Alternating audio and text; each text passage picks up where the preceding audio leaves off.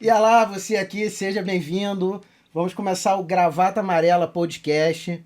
Afrouxe sua gravata real ou imaginária, que o bate-papo aqui hoje vai ser quente. Os convidados de hoje são Rafael Carvalho, o Mané Marreco e Jefinho Farias, o ceguinho da Praça é Nossa. O Rafa escreve roteiro, participa da praça, faz stand-up. Galã, bonitão, de Niterói. O Jefinho, escritor, lançou um livro, massa também. Escritor, comediante e diretor do Teatro Municipal de São Gonçalo. Tamo lá. Galera, seja bem-vindo, e tudo obrigado. isso cego. Que é, Faz tudo isso sem de olhos fechados. Tem gente que pergunta se o Jefinho é cego mesmo. Tem gente não, a humanidade inteira me pergunta, vou tatuar isso, sim sou, que aí eu só... Essa é a pergunta que eu mais respondo na minha vida também. Você pergunta pra você mesmo se ele é cego de verdade. É o que mais tem. Eu realmente não sabia. No começo, quando eu assistia na praça, eu pensava que o Jefinho realmente não era cego. Eu achava que era só um personagem. Mas sabia que essa é uma questão que eu tenho com as pessoas que pensam nisso? Assim, por que cargas d'água achariam que deixariam um ator que não enxerga fazer humor com cegueira? Fazer papel de ainda cego. mais nesse mundo hoje. Mas quando chato começou não era tão chato, né? O mundo não estava tão chato. Poderia ter, né? Talvez, não sei. Não sei, não. Mas aí teria o receio de qualquer forma. Teria receio, duvido. No Faustão já não deixariam, eu acho. Sim, é porque ainda tem a história antes. Então, o que eu estou falando? Sim, acho que sim. de primeira já falei, não, mas ele não é Que assim. isso, não, tá fazendo é um absurdo. Gente, antes da gente aprofundar no papo, queria agradecer muito vocês toparem participar e tal do projeto. Eu vou precisar ler aqui a galera que tá apoiando o projeto. A gente sabe que não é fácil fazer um trabalho como esse. Não, só de você precisar ler a galera que tá apoiando, você já é um vitorioso. Só de ter gente pra ser lida. Mas é uma luta, né? Além do trabalho de organizar tudo, conseguir gente pra apoiar não é tão fácil. Não, principalmente quando você não tem nada pra mostrar ainda. Não, é difícil, é difícil. Então eu quero agradecer as empresas que estão apoiando. A Neves Bezerra, Sociedade de Advocacia. O site deles é nevesbezerra.com.br. Já pega o site aí pra mandar currículo. Todos eles estão passando aí na Parece que é tela uma empresa do boa monitor. aí. Boa. Diretriz Contadores, mais de 2 décadas prestando serviços contábeis. Site diretrizct.com.br. Galvão Veículos. Se você está pensando em comprar seu carro ou trocar de carro, o site é galvãoveiculorsj.com.br. E quero aqui abrir um parênteses. O Anderson da Galvão Veículos, o Anderson Galvão é meu amigão, deu altos toques para mim sobre dicas para TikTok, que o TikTok tá bombando. Agradecer, Anderson, tamo junto, obrigado, cara. R Veríssimo Suporte e Tecnologia, o site é rverissimo.com.br. A marca do Gravata Amarela, identidade visual, todo o pensamento de imagem do projeto foi criação da Alessandra Pessoa. Segue ela lá no Instagram, @KikaDesignArt. Kika com Q-U. Kika Design Art. Obrigado a todos que apoiaram. Sem vocês seria impossível tocar esse projeto. Isso aí, maravilha. Pô, sensacional, hein, cara. Começando forte. Depois passa os Se contatos. quiser, eu faço um comercial pra vocês lá. Não Certo do Carvalho. Porcentagemzinha. A gente só tá com a Mineirinho. Nós sai aí pronto. Mineirinho, vamos trocar uns merchan.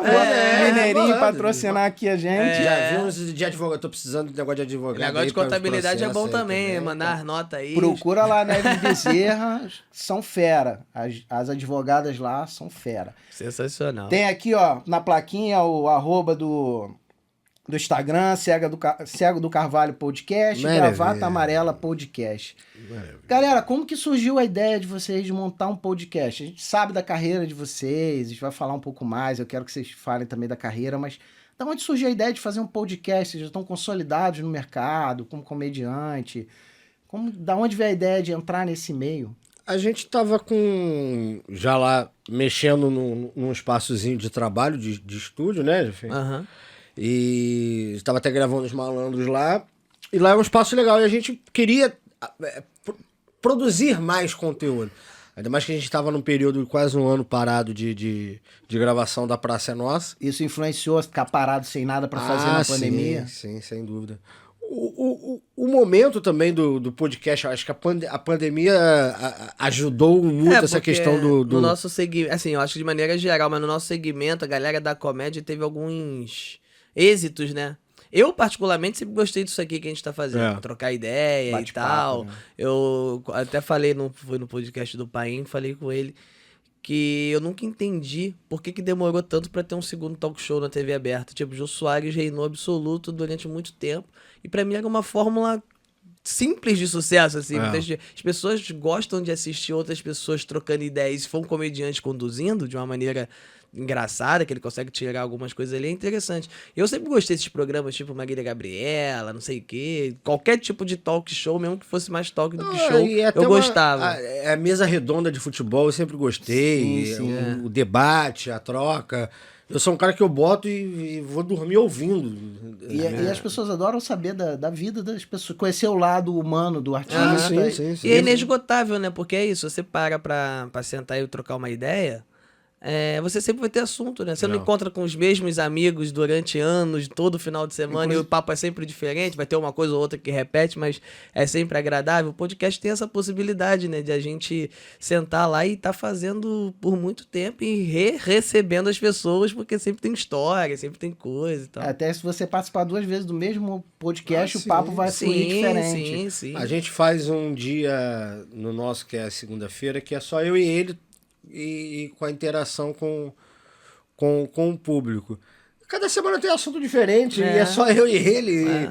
E ainda mais vivendo no Brasil 2021, cada semana realmente você tem um assunto completamente diferente. Tem que saber pra onde que você vai de assunto. Pô, Trocando ideia, a Adriana Calcanhoto tá namorando com a Maitê Proença. Eu vi. mesmo, Como é que a pessoa bota uma bomba dessa assim na... verdade, Você vai dormir de um jeito e acorda com a Maitê Proença namorando a Adriana Calcanhoto.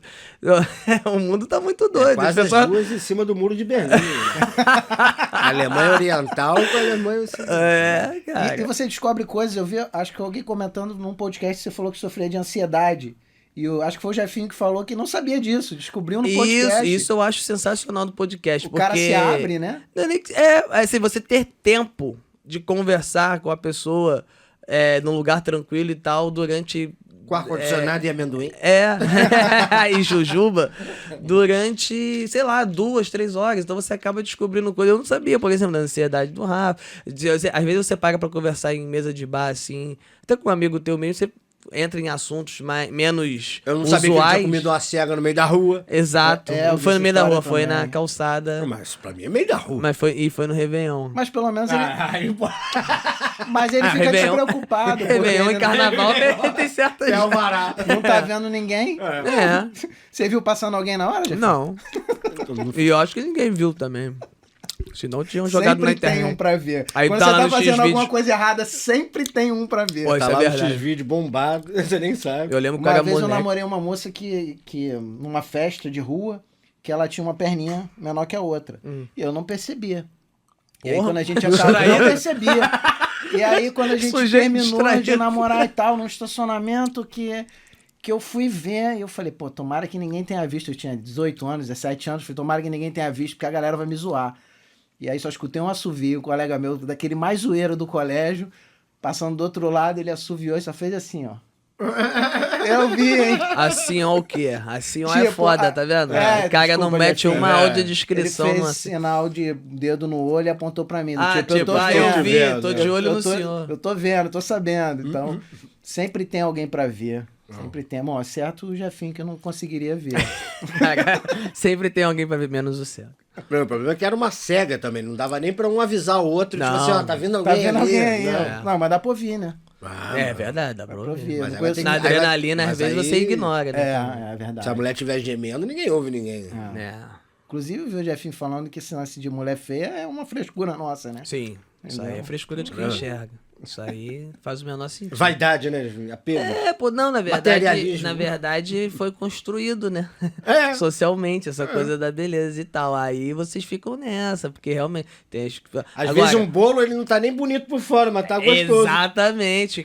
Quem nunca? Às vezes tem um bolo que é bonitão quando você come, Não é legal, não é legal. Errado. Era só a Xoxo. imagem. Aí tem aquele bolo meio descabaçado. Bolo diet. Que é maravilhoso. Que é bolo diet? Jefinho, fala uma coisa, todo Na mundo... verdade, toda pessoa tem que pegar alguém que ela considere feia. Isso é uma pessoa que... Minha esposa se deu bem, então. Mas talvez ela te considere bonito. A gente não sabe. Tem que ser alguém que, por exemplo, você saber que a pessoa é feia pra você, ela é feia, e você ficar com essa pessoa. Conscientemente. Isso. Todo ser humano precisa fazer isso.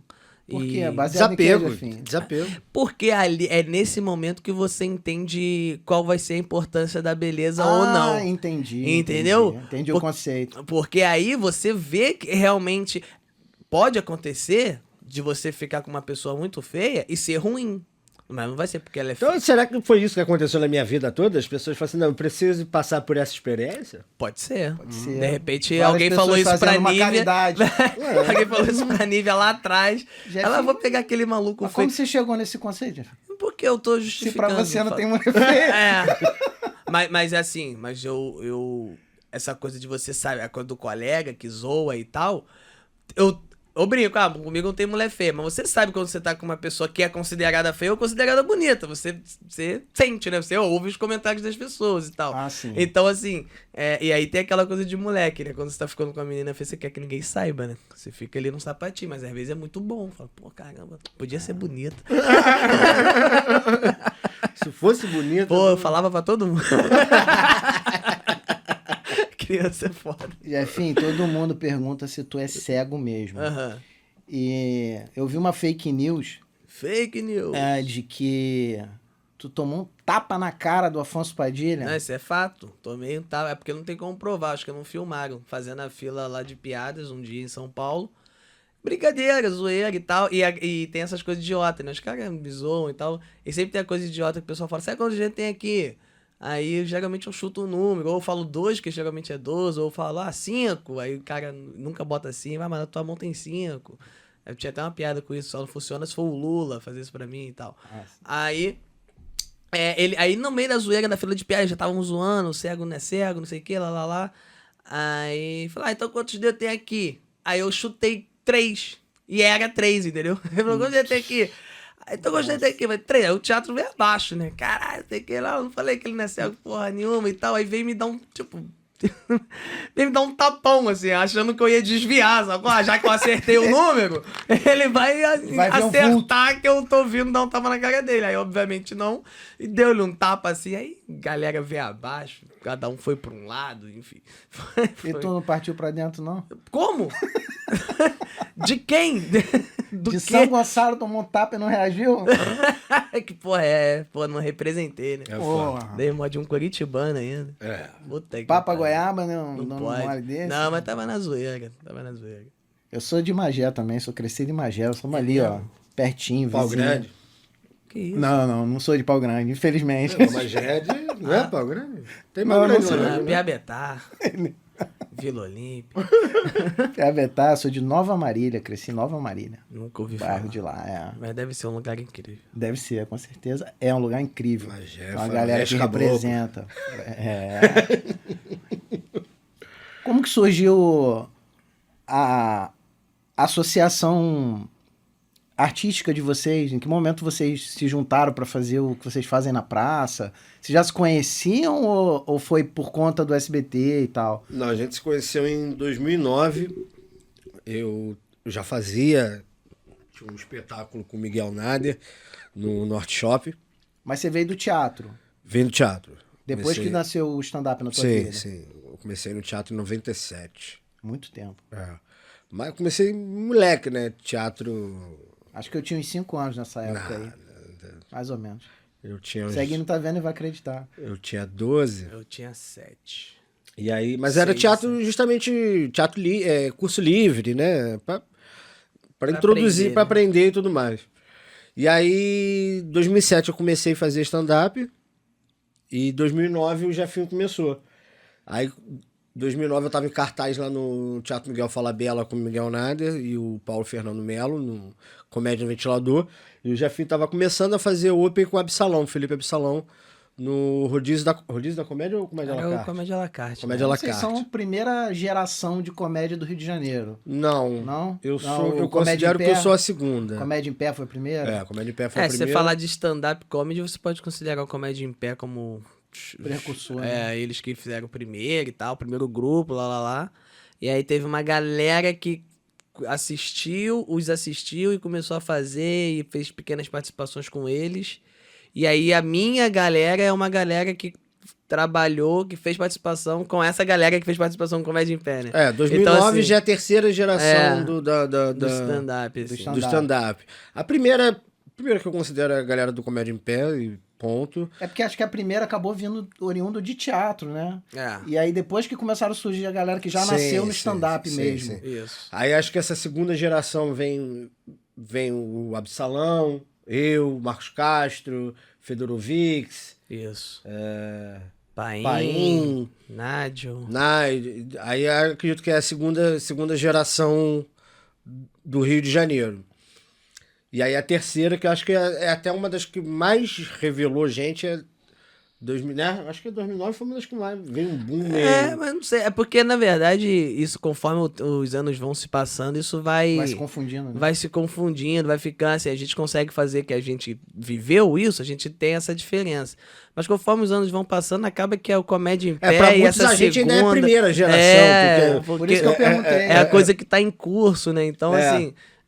e agora no Rio, eu tô maravilhado que tem uma galera assim que você nunca ouviu falar. Quando tem uma galera que você nunca ouviu falar, é sinal que o negócio tá caminhando, né? Tá começando tá espalhando. Eu acho que tá começando a esquentar o cenário do stand-up Rio de Janeiro. A impressão que eu tenho de fora, sabe? Eu não sou mas do tá, meio. tá assim. Não, mas quando acho que eu esquentou. comecei, tava um movimento bom, porque Nossa, já começou, tinha... tava no auge. Tinha, aquela época. tinha um Comédia em Pé, tinha essa galera que veio, tinha um Rafa fazendo, tinha o pessoal em Niterói, tinha um sei quem, não sei aonde, lá. Então, assim, eu comecei tendo muito lugar pra me apresentar, muito palco, muita oportunidade e tal.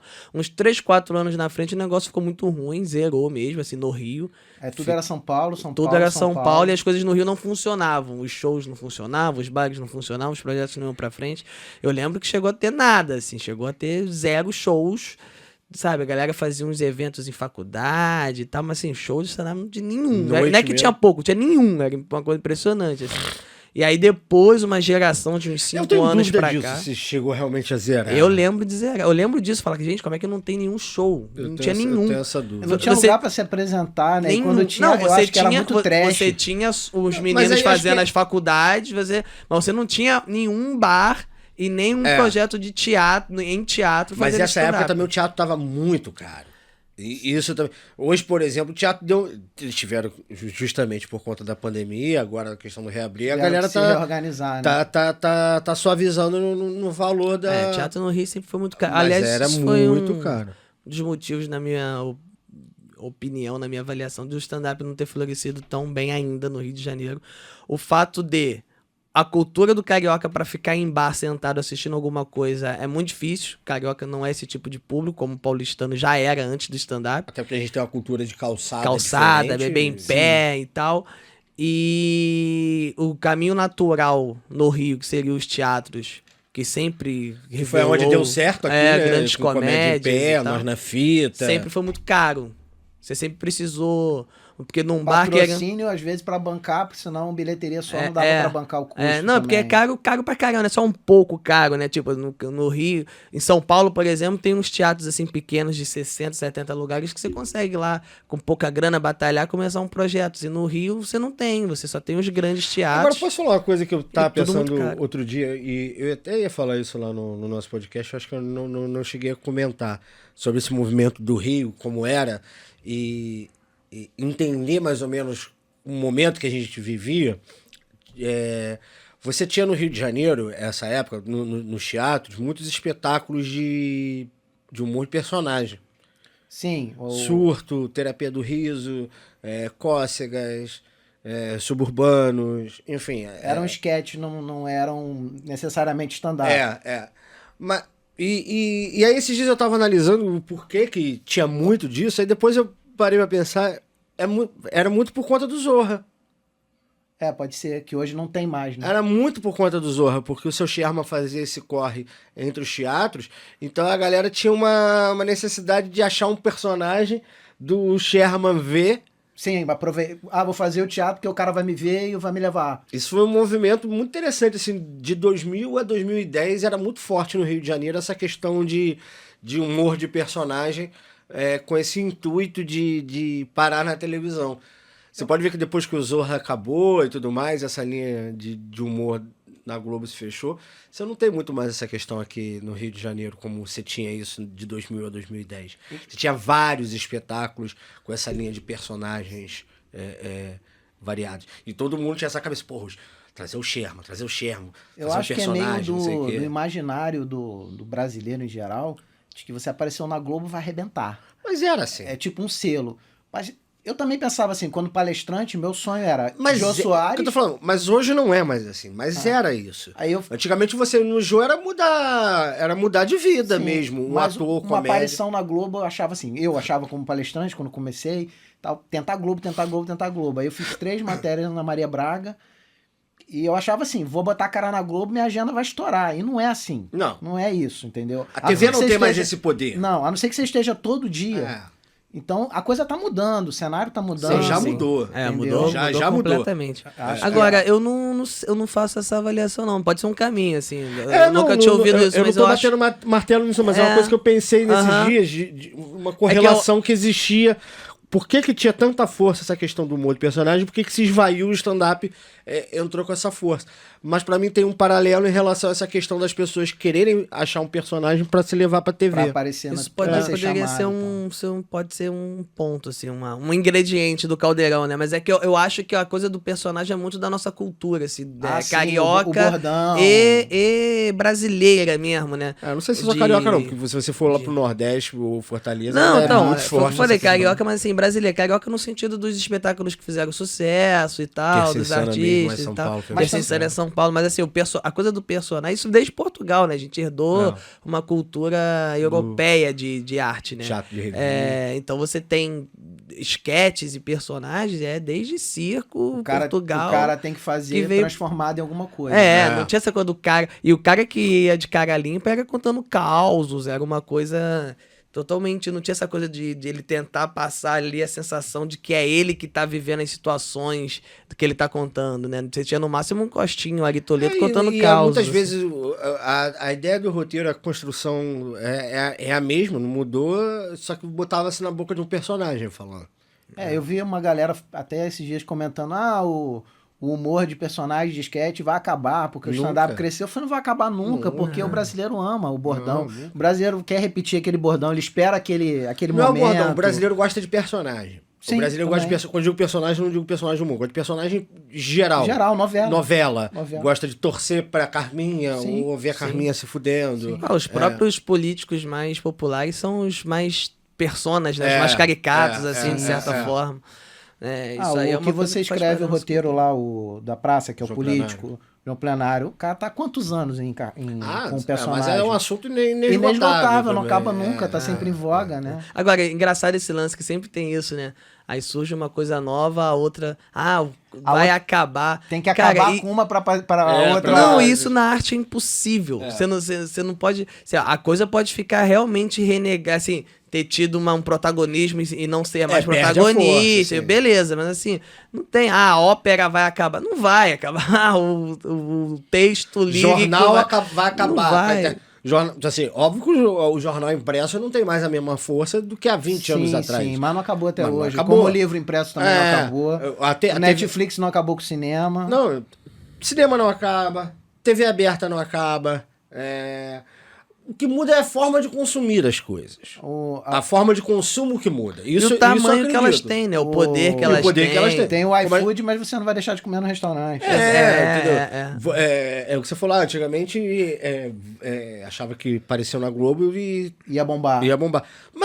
Mas alguns anos atrás era isso. Realmente. Era mais ou menos isso. Era isso. Porque era o único veículo de massa... Que você, hoje a internet você divide muito isso, divide a atenção, porque hoje você não disputa. Essa é a grande questão hoje no negócio. Você não disputa com outro comediante, você não disputa com outro canal de TV, você disputa a atenção. Sim. Você tem que... Você tem que trazer o cara pra você.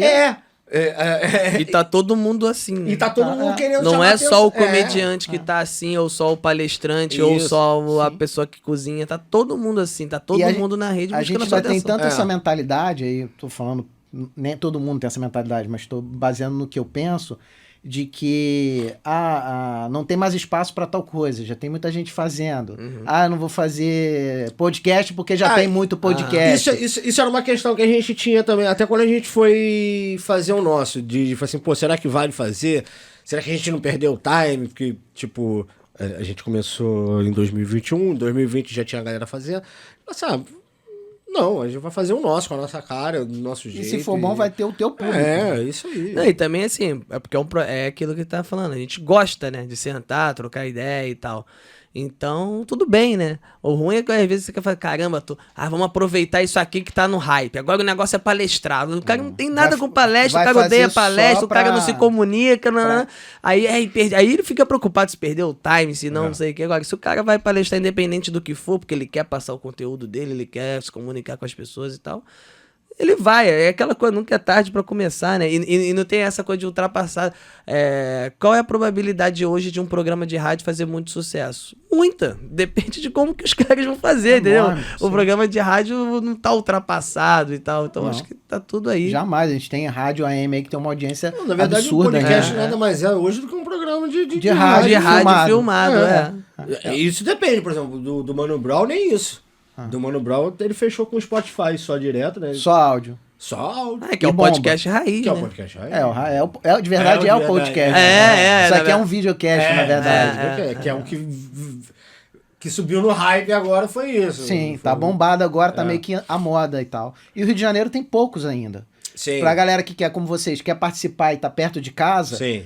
A maioria tava em São Paulo. A gente pensou muito nisso também, uma coisa que, obviamente, que a gente queria fazer de qualquer maneira, de qualquer jeito, mas eu assim... também pensei que teria uma carência de gente querendo. Tá pensando bem, mas até pro nosso padrão a gente trabalhou direitinho, compramos as coisinhas, montamos um estúdio, mas o que acontece? Ele falou, pô, cara, tem pouco no Rio, e a gente foi além, falou, tem pouco no Rio e não tem nenhum em Niterói, assim. A gente podia pegar um estúdio mais na capital, acho que ia ser até melhor de logística pra todo mundo. O caso do Rafael mora perto, mas assim, a gente tá sempre chegando nos Santos Dumont, saindo, daria pra ser, se fosse o caso. Mas a gente montou lá no nosso, em Niterói, a gente sempre brinca, tenta trazer essa coisa pra que chegue nas pessoas e fique aquela coisa meio... não precisa ser bairrista no sentido de só se comunicar com a gente que é do Rio, mas da galera saber que é do Rio, sabe? Tipo assim, todo mundo ouve o Podpah, mas os caras sabem que é o Podpah, até que é paulista, o nome da parada sotaque, já é... a forma de falar, o nome do tudo. podcast já tem a identidade da perifa de São Paulo e tal. E uma Então, coisa que eu acho desencanei é fazendo esse podcast foi essa questão, por exemplo, os nomes. Você precisa ter nomes grandes, aquilo, sim. como convidado. Não, você precisa de papos legais. O Jô Soares era um exemplo. Ele levava pessoas que a gente não conhecia. O dentista, não sei o quê. Eu não conheço o cara. Quem conhece é da área dele. Mas o cara ia lá e no final a galera... É isso, papos interessantes. E aleatórios mesmo. Tem alguns podcasts que fazem uma coisa mais nichada. Vamos falar só sobre esse assunto. A gente, por exemplo, a gente podia fazer um podcast só sobre comédia, ou só com comediante. Mas não, pelo contrário, a gente quer falar com tudo e com todos. Se isso é o certo ou não, se é a estratégia, aí... O tempo vai mostrar, o tempo mostra. Aí a gente tá fazendo uma questão Vocês estão há quanto tempo? 3 meses. A gente começou em maio, né? E tá finalzinho de abril, crescendo direto? Tá, graças a crescendo Deus. direto, cara. A gente a tem alguns viraizinhos, assim, de trechos no Facebook. Corte? No canal de corte? né? Não, no YouTube tá num tamanho ok, mas alguns no Facebook a gente também joga, na minha página, do Rafa, a gente também faz de Instagram e tal. Vira e mexe nessas outras redes, já teve corte que pegou quase 500 mil visualizações. Assim. Tem um da Patrícia Sayago, que no YouTube foi bem, teve bastante corte que fizeram também, que também tem essa, né? Tem corte que vai bem, mas não necessariamente no nosso canal, que pra gente é ótimo, a princípio. Você libera o corte pra galera depois que vai lá. A galera tá postando e Mas o cara, se ele gosta do corte, pelo menos eu tiro por mim. Eu vejo o corte, gostei, eu vou lá assistir o episódio todo. Acontece comigo, como consumidor. Mas aí é gosto, Tem gente, jeito dizem de consumir de cada um. Dizem que tem podcast, por exemplo, não sei quem tava falando isso, acho que foi até o pessoal do Podpah. No caso deles, eu imagino que de maneira geral os grandes devem ser assim. O público do corte é totalmente diferente do público do principal. geral, pode ser. Sim. Porque- O que eu vi que a galera do Flow, por exemplo, o canal de corte tem 3 vezes mais acessos do que o canal do episódio completo. Do episódio É completo. porque nem todo mundo assiste uma hora, cara. Sim. entendeu? Eu mesmo, não, dificilmente eu paro Eu pra assisto. assistir Às vezes eu não podcast assisto no mesmo completo. dia, mas eu volto do ponto onde eu parei e fico assistindo, entendeu? Eu Tem que ser uma curto. galera que Depois que eu curta, aprendi né? aquele negócio de velocidade 1,5, melhorou Eu bastante. não consigo, cara. aquilo ali. Hoje, eu também não conseguia não, mas hoje eu Pra já... ouvir áudio eu consigo, mas pra assistir eu não gosto. Alguma coisa, dependendo do quê? Quando é bate-papo, dependendo do assunto, eu boto Um e-mail ali. um e e-mail, tal. 1,25. Quando é política, tal, notícia, eu gosto de... Porque aí vai mais rápido. Mas fala pra mim. Interpretação não, por exemplo, eu não consigo ver um vídeo do Porta dos Fundos... Na velocidade, Na vai velo- perder aí o você sentido. perde o Não tem nem o time do comediante. Entendeu? O Isso que eu tô falando. time tira a graça até da piada. Não, totalmente. Ou põe graça Ou em põe onde não graça, tem, né? Ou então se é uma conversa que você quer que é potencialmente engraçada e tudo mais, aí eu não mexo na velocidade, porque isso realmente altera a nossa percepção do papo. sim. Informação é que é legal, né? É, Tem um cara que eu informação- gosto notícia, que notícia faz vai- lives políticas, eu gosto, de vez em quando ele... E as lives dele é tudo meia hora, pelo menos. Aí eu gosto de botar no 1.5. Porque é muito doido, né? A gente tá falando dessa coisa da atenção. A gente disputa a atenção e a gente, como consumidor, fica tentando distribuir a nossa atenção por máximo de coisa possível. Porque Ao mesmo tempo. A É gente isso. quer consumir mais do que as O 24 tempo nos horas. permite. Exatamente. Então, e essa coisa de valor. Olha que ponto nós chegamos da humanidade, né, brother? O você- excesso de de coisa velocidade disponível. nas coisas. Não, e de velocidade. Quer dizer, é tanta coisa disponível que a plataforma que oferece milhões de vídeos oferece uma ferramenta para você acelerar esse Pra vídeo, para consumir você mais. ter a Consumir possibilidade de ter. O WhatsApp É hoje com doido. essa coisa Também. da velocidade. Ninguém tem tempo para perder ouvindo teu áudio, não, irmão. O cara manda um podcast. Não, eu não sei vocês, eu tenho a sensação que botou de um e-mail pra cima, sempre parece que a pessoa tá puta. Ah, sim. Sempre parece que a pessoa tá brigando. Calma, cara. Desacelera literalmente. Rafa, fala pra mim, como que surgiu a parceria de vocês artística? Em que momento vocês se juntaram? Aí, eu comecei a falar e acabou que eu não concluí. O papo foi. Aí então a gente se conheceu lá no Norte Shopping, ele tava fazendo o Open do Absalão e eu já tava fazendo espetáculo com o Miguel. Só te cortar, mas só pra introduzir, porque quem não conhece os jargões e tal, Open é o nome que se dá pro comediante que tá iniciando, né? Sim. É o Open Mic. Então, o Absalão, por exemplo, ele tinha a noite profissional, cada comediante ia lá, fazia 15, 20 minutos, e o Open é sempre o cara que tem 3 minutinhos, tá chegando. Mas Então- hoje tem até umas noites só de Open, né? Sim. Mas no Isso, hoje- começo o Open só abria o show de alguém, não era assim? Não, ele era no colocado meio, em algum momento do show pra 3 fazer 3 minutinhos, 5 minutos, 5 minutos. minutos. Hoje vou lá no Rio Retrô, do Paulinho Serra, inclusive, Sim. um grande abraço pro Paulinho. Grande Ele tem uma noite só de experimental, por exemplo, que é top, recomendo aí, quem nunca Não, foi. que existem dois tipos de não sei se lá tá acontecendo isso. Tem a noite de experimentar, igual lá em São Paulo tem. Que é pra testar. Que é pra testar o Neita, mas não necessariamente é com Opens. Não, aí ele tem a noite, Não, ele na tem uma verdade noite não de são Open com também. Opens, É. né? As noites de teste são comediantes profissionais Pra que estão testar lá o testando texto. material Isso, novo. E tem uma noite, E em tal. alguns lugares tem noite com E Open. tem noites de Open, que aí os Opens Lá se eu não sei se ele unem. faz toda semana uma noite de Open, mas ele faz, já vi algumas. Mas E toda semana ele tem um experimental. É. Pô, e é muito bacana, porque eu gosto de experimental porque tu vê o cara errando, tu Sim, vê sim. a piada merda que o cara faz e ninguém ri. Sim. E é Tu vê o processo. o processo. É um show E é onde pra- o comediante experiente tá com o mesmo nervosismo de quem tá Sim. começando. Tá e às todo vezes mundo. você ri do que não deu certo. Sim. Porque é engraçado pra quem tá assistindo, Sim, entendeu? sim. O não ter graça é engraçado. às Sim, vezes. sim. Circo pegar fogo sempre foi... porque é o espontâneo, né? Caramba, porque a comédia é isso, é o erro. Então, pô, o cara tentou acertar e Aí errou. vocês Isso for- é engraçado. Vocês entendeu? foram fazer o Open, se conheceram lá. Eu fiz o Open no Ele show do fazia o Absalão. O Absalão fazia o show às 20 horas. O Rafa fazia uma peça, junto com o Miguel Nader e outro rapaz, às 18. E, via de regra, eles ficavam pra ver o show do outro e tal. Aí eu passei a fazer lá, e numa dessas sessões, assim, eles me viram, coincidentemente, o Miguel Nader, que é um grande amigo nosso, Grande ajuda mesmo. muita gente, tava montando uma noite em Niterói. E aí, como é que é essa coisa aí do teu show e tal? Mas era uma noite de stand-up. Noite de stand-up. E aí eu falei... A gente tava um ano em teatro, que eu e o Miguel, a gente começou com essa coisa de bar, tudo mais. Aí a gente, não, vamos pra teatro. Inclusive, você teve um bar em Niterói. Tive. Aí vamos pra teatro. Aí ficamos um ano e pouco em teatro. E aí, final de 2009, a gente, vamos voltar Pro bar, né?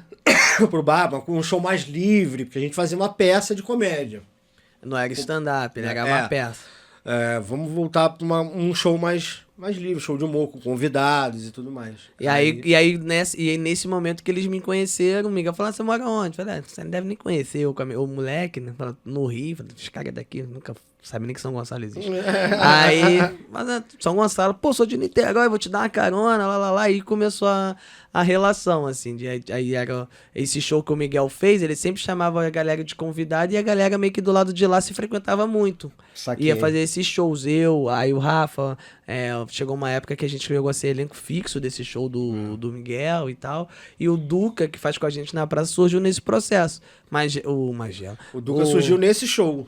Que o Miguel gosta muito dessa coisa de variedades e tal, o show, até que o show não era só stand-up, né? Embora fosse no bar, e tinha muita coisa de stand-up e tinha coisa de personagem também e tal. Aí ele quis um dia que saísse alguém da plateia e tal, o pessoal lá da região de Niterói falou, tem o Duca, vive contando piada e tal. O Duca, cara de pau, subiu, arrebentou, virou comediante assim.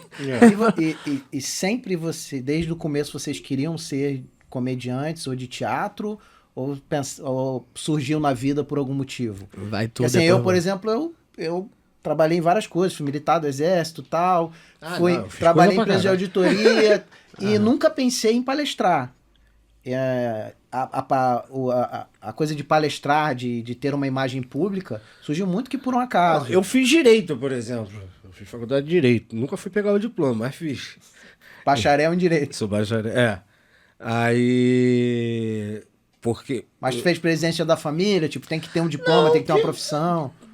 Sim, não. Família, né? Nunca foi uma pressão direta, mas é uma pressão que você também se coloca. Vai fazer teatro, vai morrer de fome, isso não dá futuro. Não é isso, não é nem família, é a própria sociedade como ela impõe essas coisas. Você com 17 anos de idade, você vai assim, porra... Vou ficar de boa agora, né? Acabei o ensino médio, vou ver o que eu vou fazer. Nada. Não tem essa, né? Entendeu? Tipo assim, aí 17 anos, porra, o que eu vou fazer? Vou fazer teatro? Mas, cara, teatro não dá dinheiro. Teatro... Eu não... ainda mais assim, quando você vem de uma família que a cultura ou a arte, ela tá intrínseca ali, você sabe como funciona, você sabe como funciona o mercado mesmo, o trabalho, é uma coisa. Agora, eu vindo de uma família onde não tinha relação nenhuma com o meio, nenhuma coisa, você, vou fazer teatro? Não, preciso de uma profissão séria. Entendi. Não tinha ninguém na tua família que era do mundo das artes e tal? Não. Isso é completamente distante.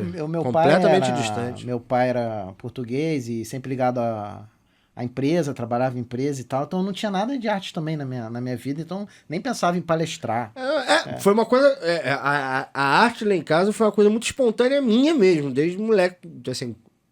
Em algum momento você viu e falou, é isso que eu quero. Tipo, quando amigos queriam fazer, sei lá, aula de futebol, karatê, qualquer coisa, eu queria fazer teatro com 12 anos. E não tinha essa porra, anos 90, bullying pra caralho. Coisa de viado. Coisa de gay e tal. Caguei, nunca se preocupou, né? E nem isso acontecia, porque é a forma como... Eu acho também que, eu não sei, a gente é mais ou menos a mesma geração, eu tenho 46, então a gente não tá muito longe. Não tinha esse lance de bullying. Tinha, existia, a gente não conhecia como bullying. Não tinha a gente não conhecia como bullying. O crime já ocorria, só não era tipificado. A galera era uma zoeira com todo mundo e tal, mas era meio que aceitável. O mundo mudou pra caramba nesse sentido. Tô dizendo que é certo ou que é errado, mudou. Não, sim. Mas é o que eu tô te falando. E, por exemplo, na adolescência já não foi uma coisa nesse sentido do... não vou fazer teatro... Foi uma questão de grana mesmo, de pensar assim, porra... Preciso ter alguma coisa que banque até isso dar certo. Ou de pensar de nunca dar certo. Sim. A arte você tem que trabalhar com essa possibilidade. Porque ninguém tempo incentiva todo. também, na verdade, assim, a coisa da arte, ela tem esse lugar. Você pode estar numa família que te incentive, ou você pode estar numa família que não te incentive, mas a sociedade e o contexto e o próprio meio, todo papo de artista que você vai ver, o artista vai estar falando que é difícil viver de arte no sim, Brasil. sim. Que nem o empresário, os empresariados. Tudo que é papo de empresário, em algum momento o cara vai falar, não, mas é muito difícil ser empresário no Brasil, é muito difícil ser empreendedor eu acho no que Brasil. é difícil ser qualquer coisa É no lógico. Brasil. Sim. E se a gente fala que é difícil ser qualquer coisa no Brasil, a gente pode considerar então que é fácil ser qualquer coisa no Brasil, porque se tudo é difícil, é uma questão de ponto de vista, né? O que eu tô querendo dizer é o seguinte, a gente não entende a arte como uma possibilidade de profissão imediata, ou pelo menos com um caminho que tem um começo, meio e fim, como o direito, por exemplo, que você sabe que você vai estudar e não sei o que. Não, você vai se formar. Se vai dar certo também. Não, tudo bem, mas O que psicologicamente... já mudou completamente no nosso mercado, no nosso cenário. A questão do formado e a questão do diploma. Já caiu por outra terra coisa. também, né? Já virou. Mas assim, até um tempo atrás, psicologicamente, você ter uma profissão mais formal, ela te Era passava... uma garantia. Ela passava um caminho. Você chegou, não sei o que, se formou com um diploma, você consegue um lugar no mercado de trabalho e dali você vai crescendo. É um caminho meio que natural. Na arte não era assim. Na arte a pessoa falava... Ninguém falava você vem aqui, faz a faculdade de teatro, não sei. Sim. Você tem que ser descoberto. Tem que ser descoberto, tem que fazer não sei o quê. Então nunca... O caminho não é claro, né? Pra quem tá de fora, assim, a pessoa não sabe mesmo. Pô, mas e vou pra fazer você, Jefinho, como que surgiu? Você já também, desde pequeno, já queria Não, desde com teatro, querer, não. Eu tinha uma... E essa reflexão eu fiz depois de velho, assim. Eu sempre tive uma coisa meio exibicionista, né? Isso sempre... você queria aparecer, você gostava de aparecer. Embora muito tímido, é muito louco, mas eu gostava de aparecer, mas em situações... Pontualmente. Mas em situações diversas, por exemplo, até eu fiquei cego aos 11 anos, fui uma criança que jogou muita bola, eu tava começando a entender o jogar bola no sentido de jogar bem, com 9, 10 anos. Sempre fui perna de pau. Eu gostava do exibicionismo do futebol. Quando tinha gente assistindo, eu jogava melhor do que quando não tinha. Então, assim, eu já tinha essa coisa de... Você curtia era aparecer, de não era massa. jogar bola. Mas assim, era o exibicionismo do jogo. Quer dizer, eu não era objetivo, por exemplo, jogando bola, mas eu gostava de driblar, porque isso era divertido, divertia as pessoas, dava um show de certa forma, entendeu? Eu gostava disso. Quando... aí, enfim, fiquei cego, independentemente disso. Quando eu tinha as possibilidades... Eu tinha dias que eu tava menos tímido do que outros dias. E quando eu conseguia não estar tímido e divertir as pessoas, seja numa consulta médica, ou seja numa reunião de família, eu me sentia bem com aquilo. Eu só não dominava. Tinha dia que eu não tava pra aquilo, né? Ele é assim, divertido. Não, tinha dia que era, tinha dia que não era. Eu gostava disso. Mas eu sempre tive essa coisa de... E aí as pessoas falavam que era difícil ser artista ou ser jogador de futebol. E eu falava, mas por quê?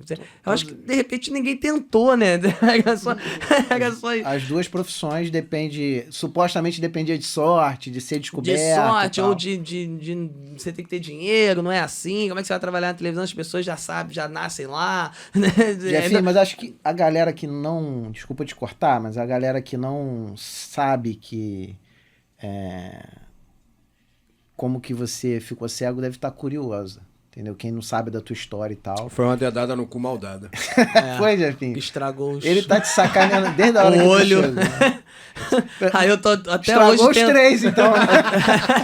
Eu tô até hoje tomando várias dedadas pra ver se volta. Se acessa em lugar, né? É uma veia, né? Se conecta. Onde que foi que desconectou? A conexão. O fio ali, ainda não... Inclusive, quem tiver um dedo maneiro... Eu perdi com 11 anos, cara. Eu tive uma trombose cerebral, cuja sequela foi a atrofia do meu nervo óptico, que são os nervos que ligam o olho ao cérebro. Eu tenho esse Você não tem vontade de contar essa história diferente várias vezes, não? Cada vez inventar uma história. Eu faria Ele não isso. aguenta mais contar a Porra, história. eu inventaria cada hora uma história. Então, Não, ele acabou de inventar. Eu tava lutando contra o Coringa. Cada vez eu inventava uma história. Essa frase que eu acabei de falar, eu tenho ela... Eu já, decorada. Eu tava nem pensando quando eu falei. Eu já tava tava outra história na cabeça, já saiu. Eu nem sei o que eu falei. Eu sei porque eu sei, mas assim, não... Já acionou um botão de seguir. Vai. Hoje tu brinca, mas deve ter sido barra, né? Quando, pô. No começo, assim, o processo em si era muito criança, a coisa era muito... Não tava captando... Sabia que tava acontecendo uma coisa muito grave comigo. Fui 1 mês internado e tal. Além da atrofia do nervo óptico, eu tive uma paralisia facial do lado esquerdo. Então, tipo, tava acontecendo um processo forte, né? Pai chorando, mãe chorando. Em plena adolescência. Moleque ali, então você entende que a coisa... Mas assim, eu não conseguia ter a total dimensão de... Depois que você vai pra vida, que, pô, você entra enxergando no dia 13 de dezembro, passa Natal e Ano Novo na enfermaria do hospital público, sai no dia 9 de janeiro sem enxergar...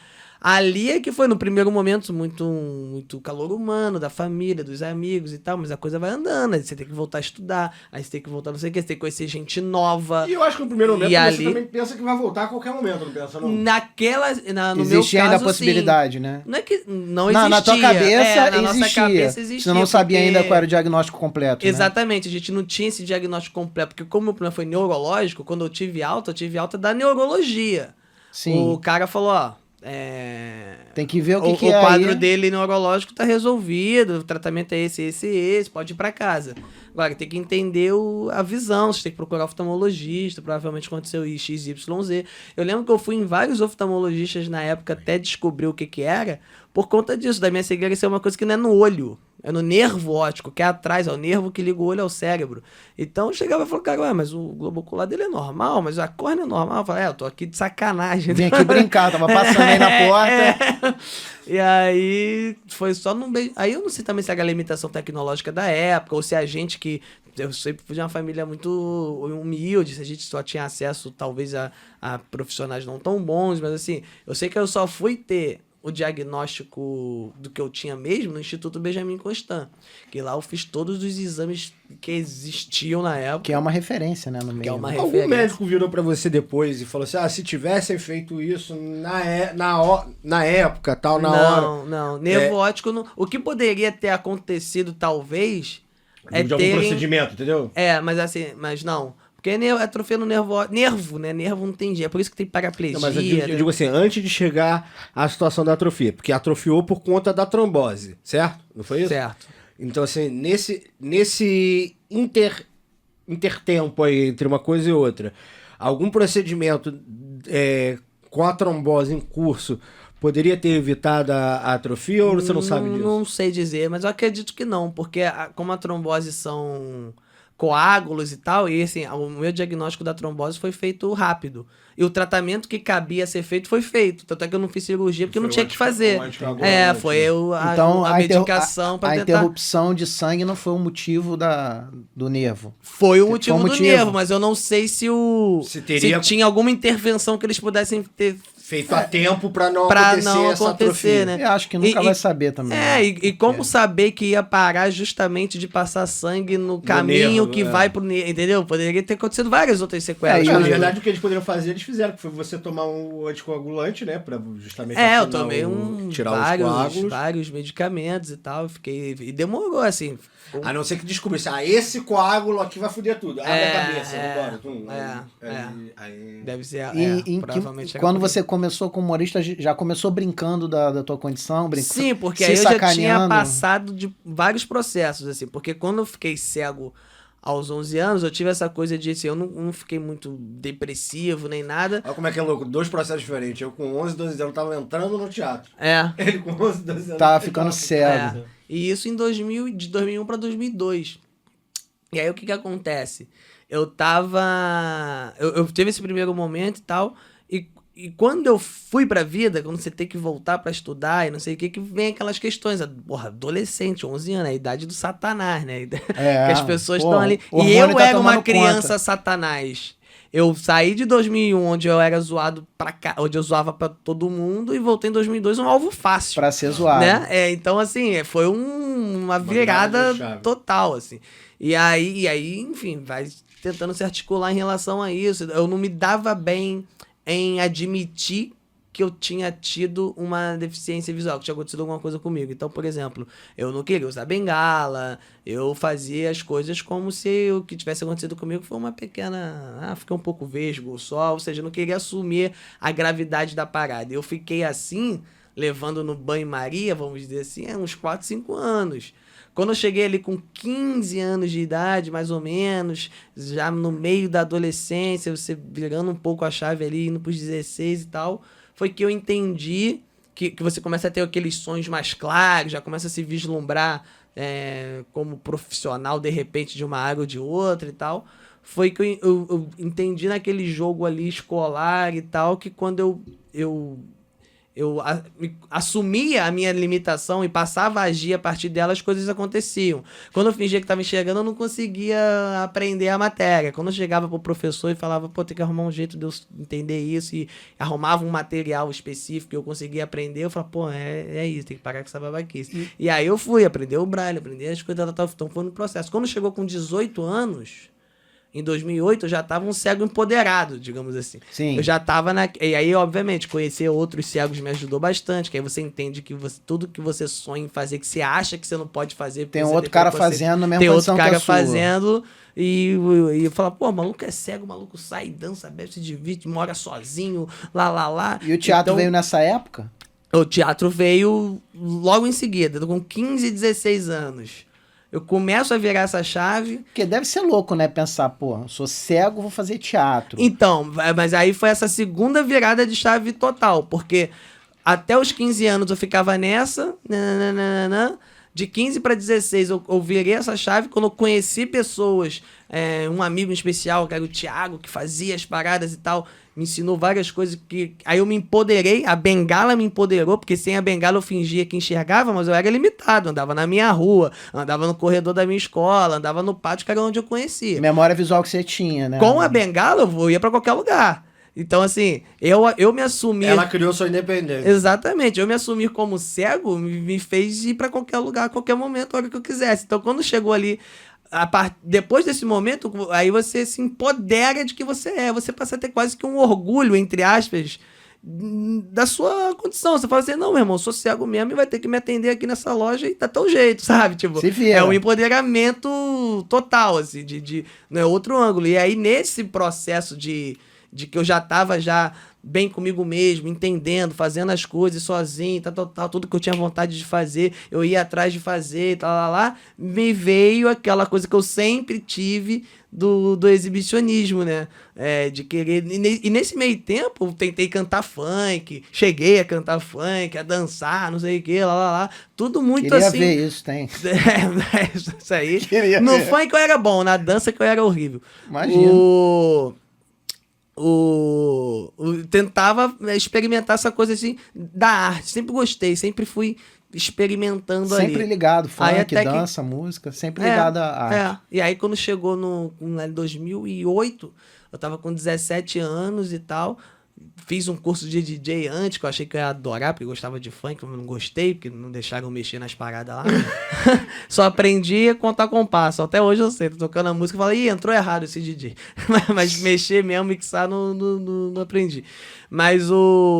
E logo em seguida eu falei, então eu vou fazer o de teatro. Um amigo meu tinha falado que tinha feito, eu já fiquei com aquilo. Falei, pô, o cara fez um curso de teatro. Teatro?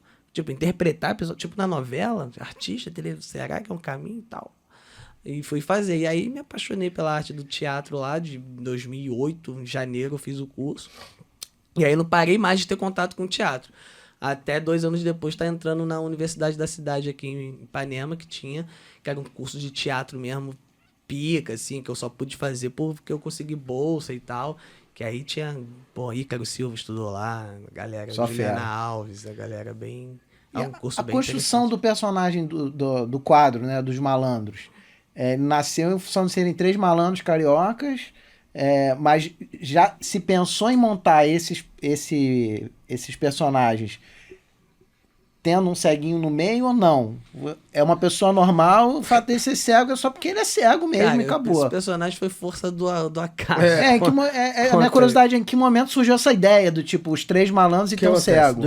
Aí, voltando a 2009 pra gente seguir pra 2010. 2009 a gente se conheceu. 2010 a gente já tava fazendo show direto juntos, né? E aí veio o Faustão, quem chega lá individual. Aí a gente fez o quem Era chega uma lá. competição de humoristas no Faustão. Isso. Que aí, Concurso. só que foi um contra o outro. Era eu. Individualmente. Isso. E o vencedor foi o Matheus Ceará. E aí, em 2011, o mesmo concurso, só que em grupo. Tinha que ser grupo. Ah, e aí surgiu a ideia de vocês se juntarem. Isso. E aí o Duca tava lá no Projac, aí o diretor lá do Faustão, Henrique Matias, falou que ia ter o que chegar lá, perguntou pro Duca se o Duca tinha grupo, o Duca falou que tinha, mas mentira, tinha porra nenhuma. Quer dizer, a gente fazia show como grupo, mas não interagindo com o outro. Um com o outro. Era subir, fazer o stand-up, acabou. A gente fazia Ah, era um stand-up. grupo de comédia que se apresentava separado. Porque na verdade stand-up é uma arte individual. Comédia em pé é um grupo de comédia stand-up. Tá, Sim, mas não sim. ficam lá os caras um do lado do outro falando, entra um de cada vez Sim. e tal. Então os nossos shows eram assim. Então a gente era uma turma, né? Uma Que andava turma que junto. fazia o network, fazia os era contatos eu, e ele, tal. o Miguel, o Duca, lá. Então qualquer projeto que pintasse, muito provavelmente, precisa de gente. A gente ia pensar em quem? Naquela galera que a gente flui mais. Então eu ia pensar no Rafa, eu ia pensar no Miguel, eu ia pensar no Duca, eu ia pensar no Paulo Fernando, eu ia pensar no Paulo Vinícius. Você ia pensar numa galera que tava ali andando contigo. No caso do Duca foi mais ou menos isso. O Duca e o Rafa tinham uma noite de comédia stand-up que eles chamavam de comédia do Carvalho, que era pra brincar com o nome deles, Duca e Rafael Carvalho. E eu era um cara que eles sempre me chamavam, justamente por ser da galera e tal. Era meio que um convidadozinho fixo deles lá. Que fazia. E aí, quando o Duca, eu não sei se ele já foi atrás disso, ou se coincidentemente ele tava no Projac e pintou essa oportunidade e tal, ele falou, nós temos um grupo. Eu falei, não tem grupo. Qual grupo? Sou eu, o Jefinho, o Rafa, já conheciam a gente da edição anterior. Falou, sim, mas vocês se apresentam, cada um faz o seu, né? Vocês não tem um grupo. Não, temos um grupo sim. Então, qual é o nome do grupo? Aí ele falou, esse cego é do Carvalho. Ele botou esse cego antes do Carvalho que eles já tinham. E aí ficou o nome do grupo, assim. E aí vocês nem imaginavam que um dia isso ia virar praça, SBT e tudo mais. Nada. Vocês estão há quantos anos com o quadro lá? Mais de 10 anos? Não, na Oito. praça Na oito. Praça 8. 8 anos, quase 10 anos. Hoje os personagens existem há 10, né? Já existiam Os antes, personagens. separados. Esse ano. Esse ano. Ah, vocês já tinham o Mané Marreco No separado? Faustão. Não. Ah, quando você se apresentou individual, era o Mané Marreco? Porque não.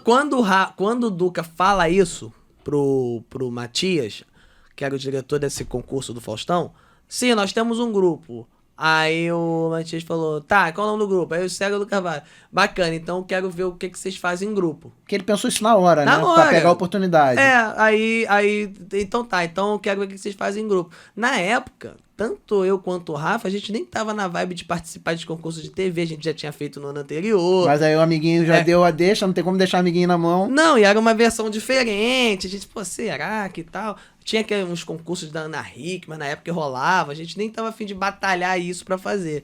Eu tava escrevendo crônica, mandando pras pessoas por e-mail, o Rafael tava fazendo outras coisas com bar. A gente tava cada um fazendo essas paradas, assim. Aí eu lembro isso, eu boto até no meu livro. Lembro claramente de eu estar na frente do computador, devia estar escrevendo alguma crônica, algum texto de stand-up, o telefone toca, eu atendo, é o Duca. Jefinho! Fala, Duca. Ele, crônica é o caralho. Que jeito do Duca. Escreve um texto aí, que eu falei pro cara que a gente é um grupo, e aí você e o Rafa, eu falei, tá, o Rafael tá sabendo disso? Não, tem que falar com ele. Eu falei, então vamos sentar os três e decidir. Primeiro, se a gente quer fazer, e segundo, o que a gente vai fazer. Eu dei uma torcida de nariz de primeiro, assim, por isso. Falei assim, porque... a gente já fez ano passado. E tem muita gente que tinha um preconceito com qualquer tipo de concurso, quando o cara já tá um tempo no mercado. Tipo, eu já tô no mercado há 5 anos e vou participar de um concurso junto com o cara que tá começando. Nem era muito isso, não. Não era muito isso, mas tinha era um pouco de a gente achar que já tinha passado dessa fase. Tinha sido um ano anterior. É tipo você achar, eu já sou profissional e eu vou participar de um concurso que teoricamente é pra quem tá começando, buscando espaço. Mas aí falaram, não, mas é esquete, não sei o quê, blá, blá, blá. Aí esse quadro, eu fazia um quadro parecido de coisa de malandro, meio bandido e tal, nessa peça que eu fazia com o Miguel, Comédia no Ventilador. E aí foi quando a gente sentou pra desenvolver o que a gente levaria pro Faustão, a gente falou, vamos fazer isso aqui que já é uma coisa mais... E era uma mais parada próxima que a gente tem. Era uma parada que a gente precisava rápido. A gente sentou num dia pra mostrar no dia seguinte, era um negócio assim. Então, assim, no mesmo dia a gente definiu que a gente ia fazer juntos, que a gente não sabia exatamente. Então, falou, ó, tem aquela coisa lá que você faz dos malandros. Pô, malandro, o Duca já é malandro, né? Surfista e tal. Eu carioca, então a gente é carioca. Pô, todo carioca é meio malandro, sabe fazer um estereotipar um malandro. A maioria conhece uma malandragem, passou por isso e tal. E há vários níveis de malandro diferentes no Rio de Janeiro. Claro. Tem um malandro mais da favela, mais do funk, um malandro mais do samba é diferente do malandro do funk. Tem um malandrinho da Zona Sul, tem tudo. Tem malandro pra todos os gostos. E pro cara que não é carioca, que não conhece esse conceito, o malandro não necessariamente é o cara bandido desonesto, não. Malandragem pra gente tem um outro conceito. Na maioria dos casos, quando você fala de malandragem no Rio de Janeiro, não é um bandido. Não tá pensando em banditismo, né? Você pensa mais numa malemolência. É um jeitão de viver, é um borogodó, é um ziriguidó. Apesar que quando a gente escreveu lá Faustão, tinha um quê de bandidagem, sim. No nosso caso, a gente tentou linkar com a coisa do malandro da comunidade. Sim. Entendeu? Sim. Mas assim, bem paspalhando, né? O cego que acha que é o olheiro do morro. Pô, e deu super certo, né? Talvez se vocês tivessem pensado muito, vamos sentar várias reuniões e tal. O nome é uma brincadeira com Cidade de Deus. Já existia? E aí você pergunta, por que a coisa do cego Cidade e tal? de Deus 2002. Por que a coisa do cego e por quê? Porque, na verdade, a gente nada mais fez que dar passar uma tinta a mais no que a gente já fazia como persona no stand-up. Deu uma exagerada. Então, assim, o Duca, ele já fazia os textos dele, as piadas dele de lesado, de cara que não entende, maconheiro, de surfista, de não sei o quê. O Rafa já brincava com essa coisa do que é feio, o feio que se acha bonito, ou que a galera fica zoando que ele é feio, mas é o malandrão da parada, entende tudo. E o cego é o cego, entendeu? Eu já brincava com a coisa de fazer stand-up falando da cegueira e tal. Falei, então como seria isso? Essa linha, né, dorsal de cada um, só que num personagem, que a gente vai ter que estereotipar um pouquinho mais, criar uma caricaturazinha e tal. Então foi isso. O cego ficou cego malandro. Como é que um cego malandro pode ser estereotipado? O que a gente pode falar? O cego quer ser olheiro. Ele acha que a bengala dele é uma arma. Porque a primeira roupa o primeiro figurino que botaram na gente lá era um figurino. E aí, tipo, eu lembro disso muito bem. Papo de... Pra entrar no palco, meia hora antes, eu diria, vocês estão bandido demais. Tá muito exagerado demais. Vamos... Aí mudaram, assim... Eu foi o que mais mudaram. O Jafim não tem essa noção. Mas eu tava... Tava de touca, eu tava de touca de meia, calça comprida, sabe? Um bandido bem novela das 8 bicheiros de comunidade, sabe? E aí eles, em cima da hora... Deram uma suavizada no negócio. Fizeram uma coisa completamente mais clara. E já é o que tá hoje, desde então. Eu mudei o cabelo. Né? Eu mudei o cabelo. O cabelo, no Faustão, eles botavam um Black Power. E aí, quando foi pra praça, eu falei, cara, essa porra de... Vai dar um trabalho. Não, eu digo trabalho, iria dar trabalho em show. Sim. Você ficar carregando pra peruca. Construir o personagem. Eu falei, porra, eu vou simplificar isso aqui. E remetia também muito ao Polingogó, né? Que usavam os cabelos. E por mais que na época ele também nem usasse mais também. Acho que ainda usava. Não, né? não. Já não usava? Já não usava mais. Não lembrava disso. Aí. Não sei no Faustão, mas na época que a gente entrou na praça ele não usava mais, não. Aí eu falei, vou botar a touca que você resolve melhor. Que era a ideia original. Só que a touca original era a touca de meia. Aí eu botei essa touca rubro-negra que minha mãe fez pra mim. E ficou. E, na verdade, essa touca ela fez pra mim mesmo, assim, ela não fez pro personagem. Ela fez aquela touca, uma touca de tricô rubro-negro. Valeu. E aí eu quase não usava ela, tá? Usava quando tava frio. Cara, e essa história... Eu vou botar essa porra no personagem. E ficou. Essa história, Rafa, de ter bar em Niterói, foi numa de querer empreender ou foi numa de ter um local pra ter palco pra show? Não, empreender. Nem era minha ideia. Chegou a ter show lá, mas nem era minha preocupação inicial, não. Mas comércio é uma escravidão que Deus me livre. Exige demais da pessoa. Nossa. É louco mesmo. Eu tentei montar um trailerzinho agora na pandemia no final. Do ano passado, Lá lá em em Maricá. Maricá? É muito trampo, bicho. Comércio é É, foda. trabalha demais, cara. Porque a galera acha que é só o momento que abre e o momento que fecha, Não, né? Mas, porra. cara, Lidar com comida já é uma parada... ceasa de madrugada e não sei o quê. Até você ter volume pro cara te entregar, né? não. É uma escravidão violenta, entendeu? Eu já falei, você pode me dar uma chave na mão, é seu, de graça eu não quero. Exige demais. É porque é totalmente fora do que você faz, por isso que eu tô perguntando, né? E aquilo, comércio... Porque na minha mentalidade de quem tá de fora, eu pensei, ele deve ter tido um bar pra poder ter palco pra dar palco pra galera. Assim, porque não até tinha fazia, palco, né? mas não era a intenção, não. A intenção era do bar mesmo, restaurante e tal. Eu lembro que nessa época no Rio aí, 2008, lá pra trás, 2006, não tinha palco, cara. Não tinha espaço pra stand-up, pra nada. Não, era muito mais chato. Era muito mais chato. E os barzinhos ainda não tinham entendido que existia um espaço. Não. Tanto eu me lembro que uma época eu fiz um projeto, até quem ia A participar... verdade, até hoje a gente tem essa dificuldade com os espaços de bar. Sim, que era o Desentendimento. Empreendedor em Cartaz. Que era uma ideia de levar palestra com abertura de stand-up, que ia dar ruim. Mas na época eu achava que era genial.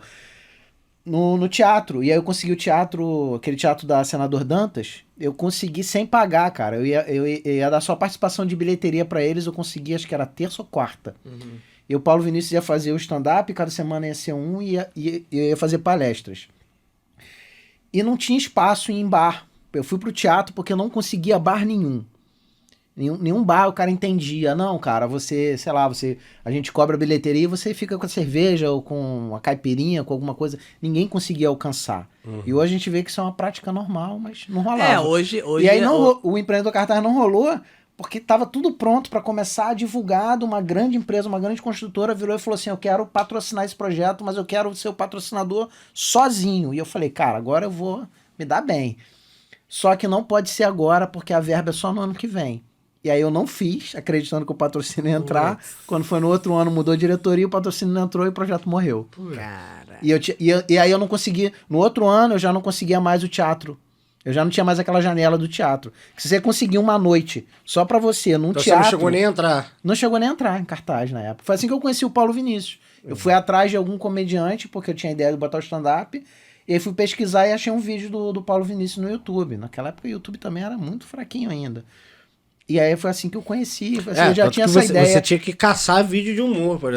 E não tinha cenário de comédia, não tinha nada no Rio de Janeiro. Muito restrito. Era muito fraco, muito fraco. Você falou em livro, Jefinho, eu trouxe pra você presentear alguém, você não vai ler, só tem versão impressa. É um livro o meu primeiro livro que eu lancei. Ah, legal. 20 regras de sucesso do pequeno empreendedor. Maneiro. Depois desse aí eu lancei alguns outros. Essa coisa do livro é bacana, né, cara? Era pra meu livro ter esse tamanho, assim. É melhor, ele sai mais barato, o preço esse final aí, pro público, mas o meu ficou grande, ficou com... Esse Mas é que a galera tem que comprar, saiu tô feliz. papel revista, ilustração, mas a primeira edição eu fiz independente.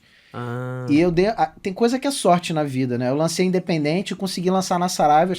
Eu fui o primeiro escritor independente a fazer a noite de autógrafo na Saraiva, Mag Store. Nossa. Eles não abriam, briguei, consegui, lancei. E aí, por sorte, essa é uma grande editora de cursos em vídeo, em Minas, e eles estavam lançando a editora e o foco da editora era coisas faça você mesmo. E aí o nome da editora Aprenda Fácil Editora. E eles queriam um livro de empreendedorismo, eles acharam meu livro e compraram os direitos e foi para a editora tradicional. Que a vantagem da editora tradicional é que eles bancam a impressão, bancam tudo e tal. Sim. Você E fica aí, com uma fatia menor, mas... Sim, mas você não mexe no teu bolso. É. Além do marketing e tudo mais. Esse foi o primeiro de outros que vieram depois. Esse livro ficou muito bacana, depois de revisado. Porra, show de bola. Vou presentear, acho que eu vou dar pra minha senhora. Galera, estamos partindo já pro finalzinho. E eu queria fazer algumas perguntas que eu pretendo que fiquem fixas aqui no programa. E a primeira delas é o seguinte, qual foi o momento que você, se teve esse momento em que você falou, cara, eu vou desistir, esse lance de teatro, de comédia não vai dar, eu amo, mas eu não tô ganhando dinheiro, é porque eu sou empreendedor, né? Minha veia é empreendedor, depois palestra, e eu tive vários momentos em que eu falei, eu vou parar. Não dá. Eu amo, mas não me remunera. Eu amo, mas não tá dando grana. Se tiver esse momento... Em 2009 eu tive isso. Até eu tive conhecido o Jefinho. Foi uma época que eu tava bem apertado no negócio de grana. eu trabalhava na época na prefeitura de Niterói, eu tinha saído, aí não tava conseguindo nada. E aí eu entrei no Miguel Falabella. Ali, aquela época que eu voltei a falar assim, pô, dá uma respiro, porque a maior dificuldade do artista é a questão... A grana é foda, né, bro? É porque as pessoas você têm um pode amar o que imaginário... você faz, mas sem... As pessoas têm um imaginário de que o artista ganha muita grana, que o artista é rico, difícil tal. pra caralho, no início é muito complicado. Porra, de não ter dinheiro de passagem de ônibus real, assim, Acho que a questão financeira, inicialmente, para todo artista é muito pesado. Até você ter tempo de estrada e tal. Eu digo da gente no método normal. Não de quem já tem... Sim, quem já veio de algum de cenário QI, e tal. o caralho, ou então já, porra, com 17 anos já Cara, tá que o fazendo malhação. O pai já é da televisão, a mãe já é da televisão. Eu tô falando pra gente que saiu Ou que tem da todos correria os do zero. recursos pra fazer as coisas, né? O cara estuda, né? Ele tá lá batalhando, ele não consegue lugar ao sol, mas ele tá... O pai banca a faculdade, ou o curso livre e tal, né? É outra onda. Né? O network funciona... nesse sentido que a gente tá falando... Ajuda demais, Ajuda né? demais, cara. Então, assim...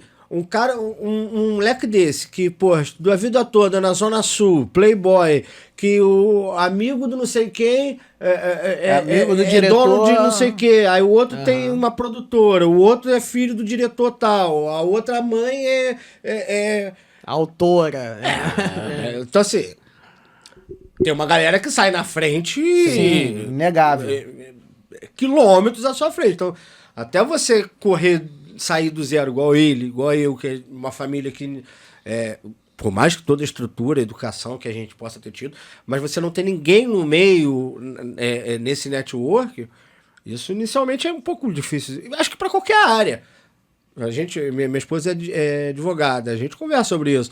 A diferença dela de que começou do zero, alguém que já tem o pai que já tem um escritório, já é um juiz, é um desembargador, o tio já é desembargador, o cara já começa a carreira com uma clientela na mão, uma carteira de cliente. Então, essa meritocracia que todos saem do mesmo lugar não existe, isso é um fato. E na arte principalmente, porque o QI, o network, no nosso meio influencia muito, né, Jefinho? Acho que é uma das coisas que mais ajuda. Acho que em tudo, na verdade, porque hoje em dia, você que é empreendedor e tal, e o estudioso disso, as pessoas já tratam isso como uma ferramenta de alavancar e tal, mas o network, ele ajuda em qualquer coisa, porque no fim e ao cabo, são pessoas que estão nos cargos, sim, né? Sem contato. Sem contato é muito mais difícil. Se você não... E aí, comunicação, ser boa gente, o caramba, você fazer... Tem gente que tem orgulho de que as pessoas não gostam dele, ninguém gosta de mim. Cara, é um boçal, né? Então, beleza. Então, e aí fica... Agora, se você for um cara que consegue conectar pessoas e dar algo, né? Oferecer algo, e aí, obviamente, aquilo vai voltar depois, é uma estratégia aí, funciona. Mas você teve esse momento também, Jefinho? Cara, eu vou te falar... Cara, vou desistir. Não tive, cara. Era pra falar que tive, né? Pra história ficar... Mas assim, eu tenho algumas considerações do porquê. Eu comecei muito cedo, 18 anos e tal, e meio que não tive tempo de pensar em outra coisa. O que eu fiz... Pro Jefinho foi até mais rápido as coisas também, assim, no processo O que eu fiz foi o seguinte, assim, ter essa coisa do plano B. Então eu lembro que eu fazia a faculdade de História junto com a do teatro. Porque... Só estudava também, né? Só estudava. Porque assim, se alguma coisa acontecer, eu tenho aquilo. E aí, cara, é a coisa de como que a vida é maluca, assim. A minha deficiência visual me possibilitou que eu conseguisse estudar sem necessariamente precisar ir para o mercado de trabalho tão cedo. Porque o fato de eu me tornar deficiente visual faz com que você tenha uma gratuidade num ônibus. Faz com que custos normais. Alguns custos eu não tinha. A minha família, a gente sempre foi pobre, mas assim, o básico, um lugar para comer, morar, eu tinha. O resto era comigo, entendeu? Você não precisava correr atrás da grana para sustentar a casa. Para sustentar a casa ou para me sustentar. Então, assim, eu consegui... Querendo ou não, esse custo inicial de transporte, você não paga, aí já ajuda pra caralho. Sair de São Gonçalo a galera não se se liga nisso. Não, se eu consegui uma bolsa na faculdade, cara, caríssima, que eu não conseguiria pagar de jeito nenhum. Mas se eu tivesse que pagar a passagem, eu não conseguiria fazer. Não era nem pelo curso. Eu me lembro que eu poderia ter passado e eu não conseguia ter dinheiro pra pagar A passagem. Quando eu já tinha... minha primeira esposa já estava grávida do meu filho, que hoje tem 20 anos. E eu trabalhava em Magé, morava em Magé. E não tinha faculdade em Magé. A faculdade mais próxima que dava para eu pagar era em Itaboraí. Eu tinha grana certinho para pagar a faculdade. Porque eu também não conseguia passar numa federal. Mas eu não tinha grana da passagem para ir. E aí eu me lembro que nem sei por onde ela anda, Vera, quando tiver um anjo na minha vida, pagava a minha passagem. Ela era minha gerente, todo dia ela me dava o dinheiro da passagem. E eu ia pra faculdade e era a grana da passagem pra ir, a grana pra voltar e acabou. E se não tivesse essa grana, eu não teria feito. Mas isso é muito... Isso me possibilitou... E tem gente que não tem noção que eu fosse atrás, assim, ali do meu sonho sem sentir esse aperto. O aperto é o aperto, a correria, acordar cedo, o ônibus cheio, lá, Mas o básico ali tava... Mas o básico, qualquer 100 reais que eu pegava, era pra mim, era justamente pra isso, inclusive. Cara, hoje vai dar pra fazer um lanche, quer dizer, essa semana vai dar pra lanchar. Fora esse aperto que é natural e tudo mais, que aí já é uma coisa que já é um dificultador foda, o facilitador que outras pessoas têm, que é aquilo que eu tava falando do network, é surreal. A gente não tinha o costume de sentar pra tomar um chopp no Baixo Gávea, conhecendo a galera. Nem pensar. Você tá entendendo? E essa galera você conhece há 10, 15, 20 anos ali, de ser amiguinho de Baixo Gávea, de posto 6, de não sei o que e tudo mais. Isso conta pra cacete no futuro, e em qualquer área, eu acho. Sim, ajuda demais os em caras. Qualquer área, então... Em qualquer área. Então, e que bom que eles tiveram, né? Sim. Pena que a gente não teve. Não, e isso era uma coisa que até a época me incomodava, mas muito mais... Porque eu tinha... e tal. Você não entendia, na verdade. Por exemplo, o Comédia em Pé, a galera... Todo mundo se reunia aqui no Rio. Eu não tinha essa condição, não dirigia, não tinha carro. Então, o caminho sempre tinha que ser muito independente, tinha que ser muito inverso. Não era um caminho da panela, da galera se ajudando. Porque facilita pra cacete. Um consegue um emprego. E foi isso que acontecia. Um conseguiu um emprego na Globo, o outro já levava o outro como roteirista. E também existia um certo protecionismo de mercado, entre aspas, nessa época. Eles se protegiam pra não chegar ninguém no cenário e tal. Mas é uma questão muito nesse sentido que eu tô falando. É uma galera que já se consumia de rodas há tempos. Você não acha que era um protecionismo? Você acha que era natural. Como eles se conheciam, vou chamar, se fizer oportunidade, vou chamar meu amigo. Mas cara, por exemplo, eu fazia a faculdade ali na Zona Sul, e esse perrengue todo, vindo de São Gonçalo e tal. Era uma faculdade até muito interessante, que tinha muitos bolsistas de diferentes níveis, assim. Tinha a galera que era que nem eu, do ProUni, não sei o quê. Tinha gente que pagava meia. Eu não tive ProUni, não existia na minha época. Tinha nego milionário que fazia, além de fazer ali, fazia cinema na PUC. Tinha de tudo, assim. Era muito enriquecedor isso, assim. Culturalmente, né? Você tinha uma galera muito diferenciada. Culturalmente, e a galera do teatro era mais tranquila também em relação a isso, entre aspas, né? Sempre são as pessoas mais dadas e tal. E só que o que o Rafa tá falando é exatamente isso, assim.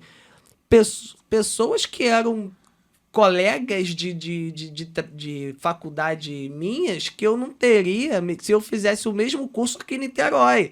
É o que eu te falei. O Ícaro Silva tava lá. São pessoas que estão aí hoje, sabe?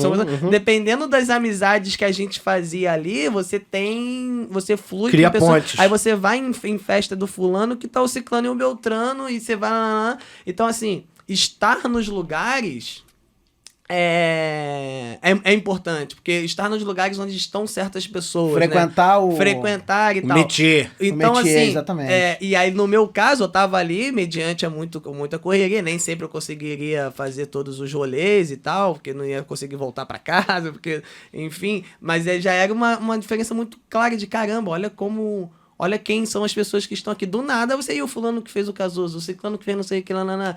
Isso você não tem em São Gonçalo. Entendeu? E mesmo você estando lá, e ainda tem isso, mesmo você estando lá, no mesmo ambiente, no mesmo local, a diferença financeira afasta. Sim. Até porque você não consegue acompanhar o cara. Eu passei por isso. Quando eu comecei... O rolê depois da aula de vamos ali tomar um chopp e comer... Não, meu amigo, se eu for, eu não volto pra casa, eu não tenho dinheiro. O meu tempo é 20 minutos antes do metrô fechar. Eu fiz parte de um conselho de jovens empresários no Rio de Janeiro, não vou citar onde foi, e eu era o único... acabou de falar que foi no Rio de Janeiro. Não, mas existem vários. Existem vários conselhos de jovens empresários. Esse é de um determinado local. E existem... tem que ser empresário, mas eu era o único microempresário do meio. E aí o rolê depois da reunião...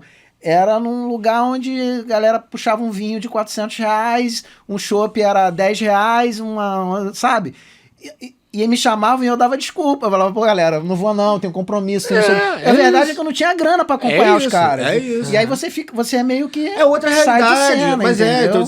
Então é uma galera que...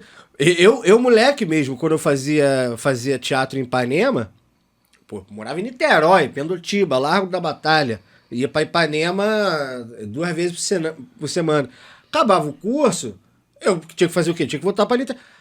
A galera não, a galera se frequentava. Aí ficar na casa de um, ficar na casa do outro. Na casa do outro. Tu fala assim, isso, querendo ou não... ajuda. Porra, demais. Isso é uma outra experiência, é um outro network, isso é um outro cartel de pessoas à sua disposição. Não dá pra dizer que é igual.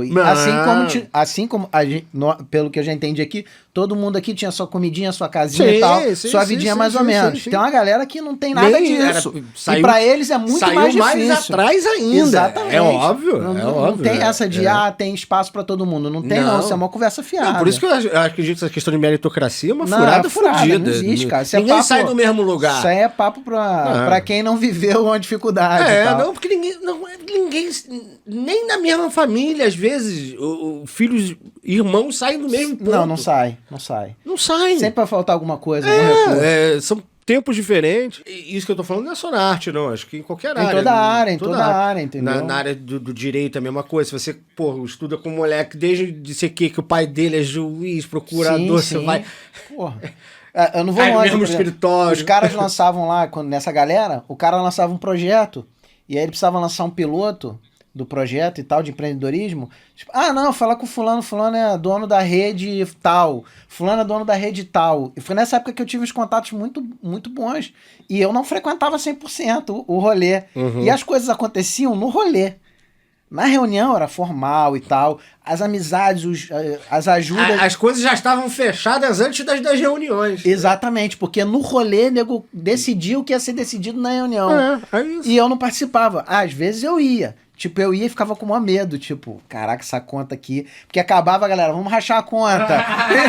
E eu olhava e falava, não vou rachar essa conta. Nessa hora é hora de ir no banheiro, rapidinho. Falava, meu Deus do céu, a folha de pagamento do mês vai ficar aqui, como é que eu vou pagar a galera? Brasil, você fala assim, gente, só vou tomar uma água e tal. Aí no final do vagabundo toma 30 chopp, vamos dividir aqui agora? Não, só tomei uma água, moça. Só tomei essa água. Assim, é legal a galera saber, as pessoas têm essa visão, tipo, a gente tá aqui filmando e tal, fazendo podcast, vocês estão na televisão e parece que já nasceu assim. E não nasceu, cara. Todo mundo tem sua história, seu rolê, sua dificuldade, seu momento de... eu tive vários momentos de falar, cara, eu vou desistir, vou fazer um concurso, vou qualquer coisa menos ser empreendedor, porque é muito difícil. A gente viu quando eu tô na praça, o início da praça foi um início bem de corre mesmo. A gente não tinha contrato, né? Era além de não ter contrato, a gente ia de ônibus do nosso bolso. Rio-São Paulo. A gente ia no dia, voltava no mesmo dia, era bate e volta. Cara, era cansativo. O início da TV é uma coisa muito pesada pra maioria. Pra gente foi, pelo menos. Não, cara, eu lembro do Neto falar, mano. Neto, jogador de futebol, caramba, foi se ingressar como comentarista. Ele falava, cara, eu ganhava R$400 pra comentar o jogo, assim. Tipo... o cara ganhava um cachezinho em reais, assim, notinha, tal. Tô falando que é ruim ganhar R$400 pra comentar um jogo. Mas num banco, às vezes, a despesa que o cara tinha pra... Entendeu? Você falar, porra, ia lá o Neto comentando, seu cara lá do lado, né, televisão, roupinha, lá, comentando o jogo, Luciano do Vale, ele falou, porra, Neto, você deu bem, fechou um contrato de 30 mil por mês com a Bandeirante. O cara comentava o joguinho e ganhava os 100, dos R$300 dele lá, e ia embora e não sabia se ia comentar o próximo jogo, velho. Não tinha certeza total, né? É assim, o início da TV, e nesse sentido é muito parecido com a gente, assim, a gente...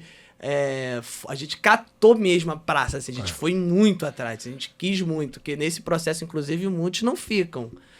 De ter essa dificuldade toda assim, o pessoal já acha que vai chegar, que já vai ter um salário, que já vai ter contrato, que já vai ter isso, já vai chegar. A gente gravava terça-feira, a gente saía daqui segunda-feira, meia-noite, chegava lá Aquela 6 viagem de horas da Niterói manhã, que chega às 6 da manhã, chegava às 6 horas da manhã grava lá, e volta. aí ficava fazendo hora Pra pegar pra ir pro SBT, porque a gravação, a gente chegava às 6 horas da manhã, a gravação só começava às 3 horas da tarde. Aí ficava lá, não sei o que, tal, gravava, acabava de gravar, já botava a gente dentro de um carro, jogava a gente pra rodoviária, volta pra Niterói, sei lá. Chegava em casa de madrugada. Eu me lembro e aí, quando... no dia seguinte a gente se encontrava pra escrever pra outra semana. Ainda tem o pós e o Cara, pré. eu lembro que eu levava uns 3 dias pra me recuperar da viagem. Era Porque, assim, não é que cansativo. 3 dias depois eu tava acabado, mas você sentia que a tua semana, que você tava meio cansado por causa daquele rolê todo que você fez. Mano, era doideira. Eu me lembro quando eu gravei um... E tinha dia que a gente não conseguia dormir. Né? E tinha uma É coisa- isso que era. Quando eu não conseguia dormir na viagem, era de... Já chegava lá mortão, Já né? chegava de Não, merda. era outra. E tinha uma parada que agora que eu lembrei, aí a gente foi galgando benefícios, digamos assim, né? A gente foi subindo. O primeiro foi ter Passagem o dinheiro. aérea. Não, foi. Passagem aérea, calma. Ter o dinheiro Foi ter o do dinheiro do ônibus. ônibus ressarcido. Ah, tá. O Só- reembolso da só que passagem. olha como é que a vida é, a coisa do cego. Isso, cara, nem lembrava disso com essa clareza toda.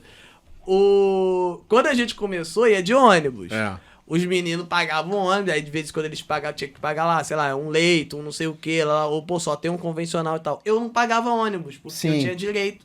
Eu tinha o passe livre federal na época. Mas só pegava aquele mais Só que merda. o passe. Exato, o passe Só livre era no convencional, não tem leite. era só o convencional. Mas eu ia garotão, porque, pelo menos eu não tô. Cachezinho que a gente Aí a ganha graninha lá, sobrava no bolsão. uns 200, 300 Era, porque no início, pra mim, quando sobrava... 200 conto fica lá naquele posto da parada pra fazer o lanche. Quando sobrava R$50... Deu lucro. Deu lucro. Aí eu chegava a onda com os caras, velho. Tá vendo aí? Pô, né? Quando entrou o ressarcimento, aí eu me ferrei, porque eu não tinha nada pra me ressarcir. Sim, que eu já é. cheguei pra empresa e falei, comigo vocês podem ficar tranquilo que eu tenho direito e tal. Ah, ótimo. Aí, quando chegou a época do ressarcimento, eles podiam pegar o ônibus que eles quisessem, porque eles iam ter... Mais ou menos. Eu tinha aqui no convencional. Quando a gente pegava um leito, eu já Ih, Tá já metida a rir sumiu agora, já quer sentar na janela. Só artista agora. achando que tava... Quando eu pegava o leite, chegava tudo sem graça. Pô, só tinha leite. Só tinha... Desculpa aí. feio. Se quiser eu pago a diferença. Assim mesmo. Eu lembro que eu fui Não, primeiro... mas aí eles começaram a dar hotel pra você por conta disso. Não, então, aí depois teve a coisa do hotel. Então, não, mas A pra gente você foi- eles deram primeiro hotel. Eu lembro disso. Foi isso, não Foi. lembro. Porque como eles ressarciam a gente e aí você eles não pagavam, então eles começaram a te dar o hotel. Aí eu lembro de, às vezes, até eu ir também antes, e aí eu ficava no seu quarto, eu pagava A a diferença de poder ficar. Eu me lembro de uma situação, eu fui fazer um evento. Caramba, tá vendo? A E- memória é uma coisa muito... E aí uma interessante, galera isso que não já tava lembro. meio famosinha na área, não, nós vamos no Voltal, vamos marcar Voltal, São Paulo. Vamos marcar Voltal. Eu falei, pô, não achei mais cadeira. Não, mas eu tô vendo tem cadeira vaga aqui. Eu falei, pô, não achei. É porque eu ia de busão, não tinha grana pro voo e não tinha grana pro hotel. E o evento era de tarde. Aí eu fui de busão, ia naquele que saía de Niterói, morava em Niterói, puxava a malinha ali, eu morava no centro mesmo, pegava no terminal, tava do lado. meia-noite. Aí chegava lá tipo 5 da manhã, pagava um banhozão na rodoviária pra botar o terno. Porque estava de terno. Aí tomava um banhozão na rodoviária e saía do banheirão da rodoviária, pagava 10 pratas, de terno, gravata e sapato. Os caras ficavam me olhando. também, nunca tomou banho rodoviário, não? Rodoviária, Pô, não mas lembro. sair de terno e gravata, mesmo, os caras ficavam te olhando assim e falavam, ia lá, disfarçado mesmo, eu saía de terno e gravata, aí fazia hora pra chegar no local do evento tal, palestrava e voltava pra rodoviária pra pegar tipo 10 da noite, chegava 3 da manhã. Pô, Cara, é o essa que geração. eu tenho uma amiga nesse rolê de palestra que é a Tati, né? A Tati De Angelo. Ah, Tati, não. Ela fala uma frase que eu acho que é bem isso mesmo, né? Você, cara, Palestrei com ela já. não o que é que ela fala? Não compara o palco com o bastidor, né? Não compara o palco dos outros com o seu bastidor. Você não sabe como é que é o bastidor Sim, do cara, sim. né? Então, é isso, assim. Você Você tá lá vendo palestrando, de repente devia ter um cara falando assim, Porra, nunca vou ser um cara que nem esse, sei lá, moternão, não sei o quê, o cara palestrando, evento foda, todo mundo veio, não sei o quê. De repente, esse cara que tá se desanimando, porque o bastidor dele, ele tá comparando com o seu palco, ele não sabe que o seu bastidor é você tomando banho na rodoviária, saindo que nem um MIB, homens de preto, E tinha uma galera que falava assim, tem que palestrar muito de graça no começo até conseguir o primeiro cachê. Vocês devem ter feito muita coisa de graça e tal pra conseguir mostrar o trabalho. cachê.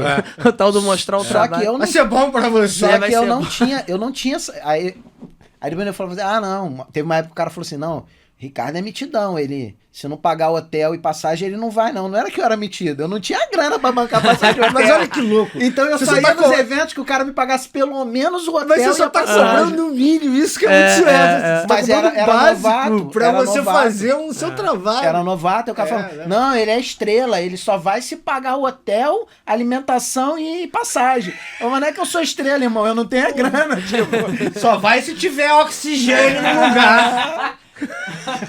Aí depois quando tu tá ganhando um cachê que é legal e palco. tal, aí o cara fala, pô, cara famosão e tal, conseguiu. Mas não é, cara, ninguém viu o rolê que foi. Tu dá palestra de quê? Cara, eu parei de palestrar. Como é que... Hoje eu só faço palestra, Empreendedorismo? alguns eventos que eu escolho e tal, mais social, eu dei uma parada mesmo. Mas era sobre, comecei palestrando sobre empreendedorismo, porque qual é a história? Eu vim lá de Magé e tal, de uma situação... Eu não vim de pobreza, meu pai era empresário e tal. Quando eu tinha 18 anos, meu pai quebrou, eu fui pro exército, fiquei 5 anos no exército, casei, tive filho, passei muito perrengue, muita dificuldade. Sempre tudo muito difícil, sempre... Às vezes não tinha dinheiro para pagar a luz, às vezes não tinha dinheiro para comer, era uma loucura. E sempre querendo ser empreendedor. Montei várias coisas, deu errado, fali várias situações... Até que eu participei de um projeto da Shell, que chama Shell Iniciativa Jovem. É um projeto que fomentava pessoas que queriam empreender. Você ia lá, fazer uma capacitação e tal, e era de graça, no Morro de Santa Teresa. E aí eu fiz esse projeto e consegui montar o meu negócio que deu certo. Uma empresa de suporte de informática. E me chamaram para falar para os alunos da próxima turma. Para contar como é que foi o projeto para mim. Aham. Aí eu fui lá contar, foi numa faculdade ali no Campo de Santana, centro da cidade, perto da Central do Brasil e tal. Quando terminou, a pessoa do projeto lá falou assim, cara, você já pensou em ser palestrante? Você fala bem pra caramba. Eu falei, nunca pensei, mas vou pensar. E aquela experiência foi legal pra mim, eu gostei de simplesmente chegar lá pra uma galera e contar como foi a minha experiência, minhas origens e tal, como que nasceu a ideia do negócio. E aí eu botei na cabeça que eu ia virar palestrante. Só que eu não tinha me formado ainda, eu não tinha graduação, eu não era um cara de sucesso, eu não era ninguém me conhecia. E eu falei assim, não, eu vou escrever um livro, vou lançar numa grande livraria, que era muito mais difícil que palestrar, mas na minha cabeça isso era mais possível. E talvez por pensar que era mais possível eu consegui fazer. E depois que eu tiver um livro, eu vou ter embasamento para palestrar profissionalmente. E aí eu consegui lançar esse livro que eu dei para vocês na Saraiva Mega Store, e a coisa andou. Eu comecei a ser chamado para fazer palestras, às vezes não ganhava cachê, mas a galera pagava e tal, e viralizou e eu fui embora. E aí palestrei 10 anos mais ou menos. Legal. Aí um pouquinho antes da pandemia, o mercado estava meio diferente do que eu fazia antes e tal. Eu não estava concordando com a forma de remunerar, sei lá, não tava feliz com a forma que a coisa estava acontecendo. Eu falei, eu vou parar por um tempo. E um mês depois estourou a pandemia. Que aí eu teria parado de qualquer jeito, porque era um cara de evento Pelo aberto. menos parou sem dor. Parei sem dor. Aí eu fiz um comunicado no meu Instagram, disse que eu ia parar, só ia fazer eventos em que eu achasse que era legal fazer e não ia cobrar. E também não fiz nenhum, porque a pandemia não rolou. E aí eu comecei a pensar em alguma coisa diferente para fazer. E aí fiquei esse período meio que sabático, só tocando os meus negócios da empresa e tal. E aí veio a ideia de fazer o podcast. E foi assim que eu falei pra ele. Eu não aguento, assim como o Jefinho falou, eu adoro aparecer. Inclusive, um dia o cara mandou uma crítica pra mim. Ah, você é um palestrante, só quer aparecer. Eu falei, amigo, por isso que eu virei palestrante, senão eu seria monge. Entendeu? Porra. Você ficaria só no livro, né? É virar monge. Não? E aí eu não aguentei ficar calado e falei, não, vou fazer uma parada diferente de tudo que eu fazia, que não seja palestra, mas que tenha público. E aí surgiu a ideia do podcast. Foi assim. Legal. Entendeu? Mas é legal a gente saber que, porra, perceber que tem todo um rolê É a galera saber que tem um rolê. Tem gente que não sabe, cara. O cara acha que todo mundo tem um QI, todo mundo veio de algum caminho, alguém indicou. Por isso, se eu tivesse quando tiver filho e tudo mais, quando ele fizer 18, 17 anos, eu não aconselharia a entrar direto numa faculdade, não. Eu acho que vale dar uma experimentada, conhecer o que é mercado mesmo, o que é ganhar dinheiro, trabalhar, pelo menos um aninho. Ou viajar. Eu terminei a faculdade só por ponto de honra. Levei quase 7 anos transferindo. Não, mas eu digo assim, o problema é o emendar. Saiu do colégio, não, tem que entrar direto. Por obrigação. Cultural, entendeu? E tal. E eu acho que, pô, você forçar um moleque de 17, 18 anos, decidir o que ele vai ser... ele quer pro resto da vida. Parada lá longe. Sem nunca ter conhecido... No mercado de trabalho, em nada. E outra coisa, muito né? Pesado. Tu entra na faculdade com 25 anos, se forma antes dos 30 e tal, não tem problema nenhum, né? Nenhum. Não, depende, cara. Eu com 24 já era pai, então eu já tinha muitos problemas. Não, tudo bem, mas eu tô falando assim, a pessoa... O cara que entra com 18 a pessoa sabendo que ela tem essa possibilidade, entendeu? Porque é isso que o Rafa falou. Por que o moleque tem que emendar, entrar na faculdade com 21 anos e tem que ter um diploma de alguma parada? Se não for muita certeza da vida do cara, sabe? Tipo, realmente não tem essa parte. Tem problema nenhum entrar na faculdade com 20 anos, sabe? Vocês trabalhar em muito melhor você entrar com 25 certo do que você quer. Sim, eu com 18 eu não sabia o que eu queria. Com 18 eu só sabia de uma coisa. Eu queria sair da casa do meu pai e ir pro mundo. Mas é o que todo mundo com 18 anos quer fazer. Não sei se essa galera mais jovem hoje quer não, viu? Independente. Não, eles estão saindo mais tarde de casa, eles estão... Mas o brasileiro sai tarde de casa. Eu lembro de... Eu queria sair, e a única forma que eu tinha de sair, porque o sonho do meu pai era comerciante e tal, entre outras coisas, o sonho dele era tocar o negócio da família, construir a casa em cima e fazer faculdade na cidade próxima. E era tudo que eu não queria. E aí eu armei que eu tinha que me alistar no Rio, porque quem se alistava em Magé não servia. Era considerado um ponto que ninguém servia. Eu inventei pra ele que eu só podia me alistar no Rio, porque eu tinha nascido no Rio. Contei uma mentira pro meu pai. Aí me alistei, pedi pra servir. Porque servir o exército era um jeito de sair de casa.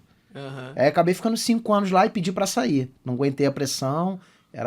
Amo, tenho amigos de lá e tal. Fiquei bem. Não, 3 anos eu já queria sair. Mas eu ganhava bem, fiquei com cagaço de sair, e eu não era formado, não tinha profissão, não tinha nada. Uhum. Aí fiquei com cagaço, aí eu acabei não saindo. Aí fiquei mais 2 anos depois. Meu pai com 26 anos já tinha 3 filhos. Eu com 26 anos eu não tinha um hamster.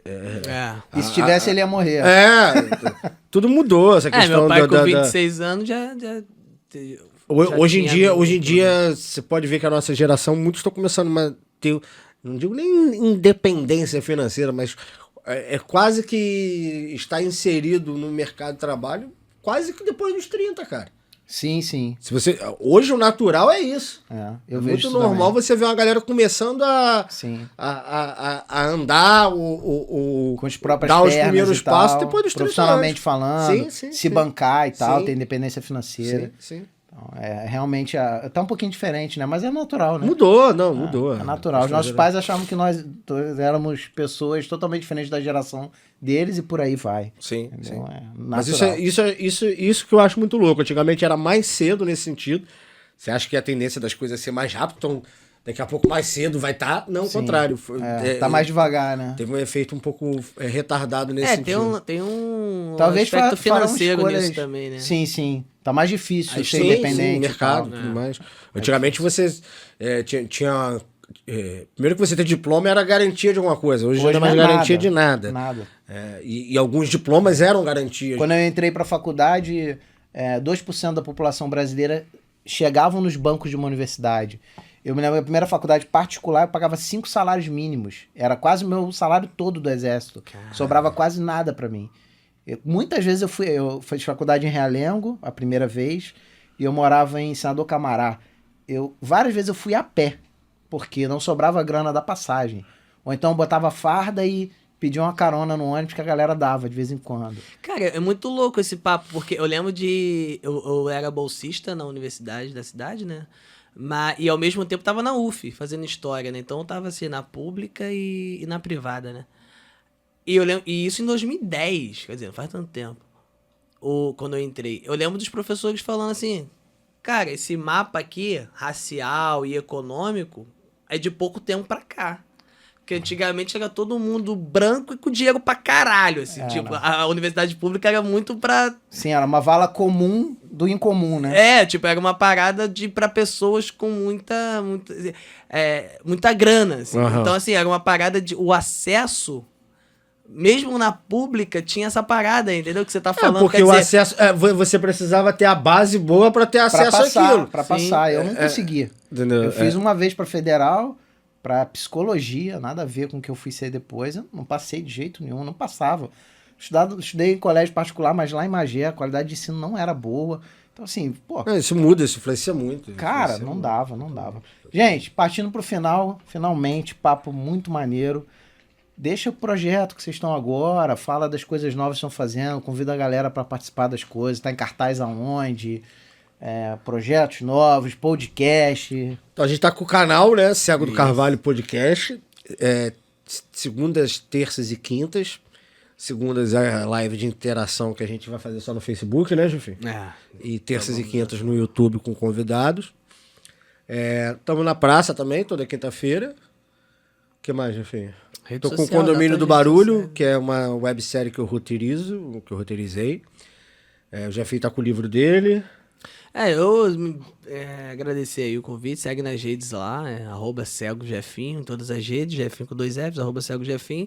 E também segue nas redes pra galera que gosta de curtir os shows e tal, que agora que tá voltando, agora a gente tem Agenda lá no conseguido teu Instagram, rodar, eu solto a agenda lá, Cego Jefinho.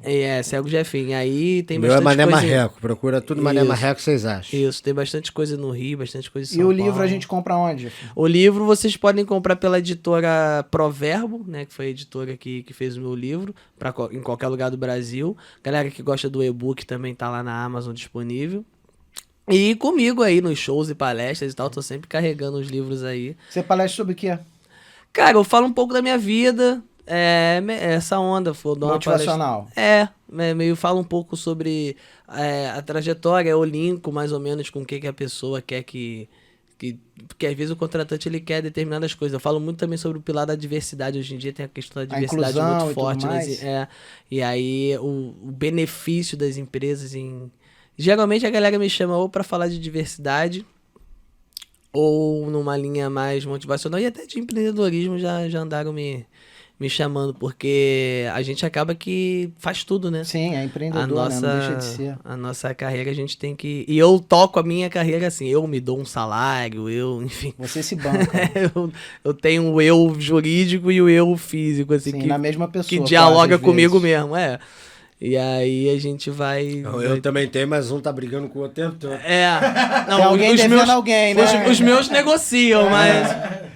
E o teu Instagram qual é, Rafa? O Instagram tá como @o_Rafael_Carvalho, @o_Rafael Com PH. underline, isso. Com PH. Carvalho. Mas Mané Marreco, vocês acham? Mané Marreco, vocês me acham? Mané Marreco. Botou Jefinho. Mané Marreco, o que você acha? Jefinho é cego, Jefinho com 2 Fs. É isso aí. No Instagram, o meu é @ricoveríssimo. O do Gravata Amarela, @Gravata Amarela Podcast. Tem o Instagram do Ceguinho do Carvalho Podcast. Isso, @Cego do Carvalho. Tá aqui na Cego, plaquinha. Gente, Tem o nosso canal de corte também, que é Corte Cego do Carvalho também. É bastante coisa. gente, TikTok. muito- Tudo Mané Marreco, vocês acham? muito obrigado aí por Tamo vocês junto. participarem. Pô, é muito legal, Se quiserem, cara. a gente vai lá fazer uma réplica lá no Ceguinho Podcast. Bora, Vamos, marcar vamos sim. fazer. Falar Óbvio, meia dúzia de besteira óbvio, lá óbvio. também. Com certeza. Entendeu? Contar a tua história lá vai ser incrível. Show de bola. Obrigado, gente.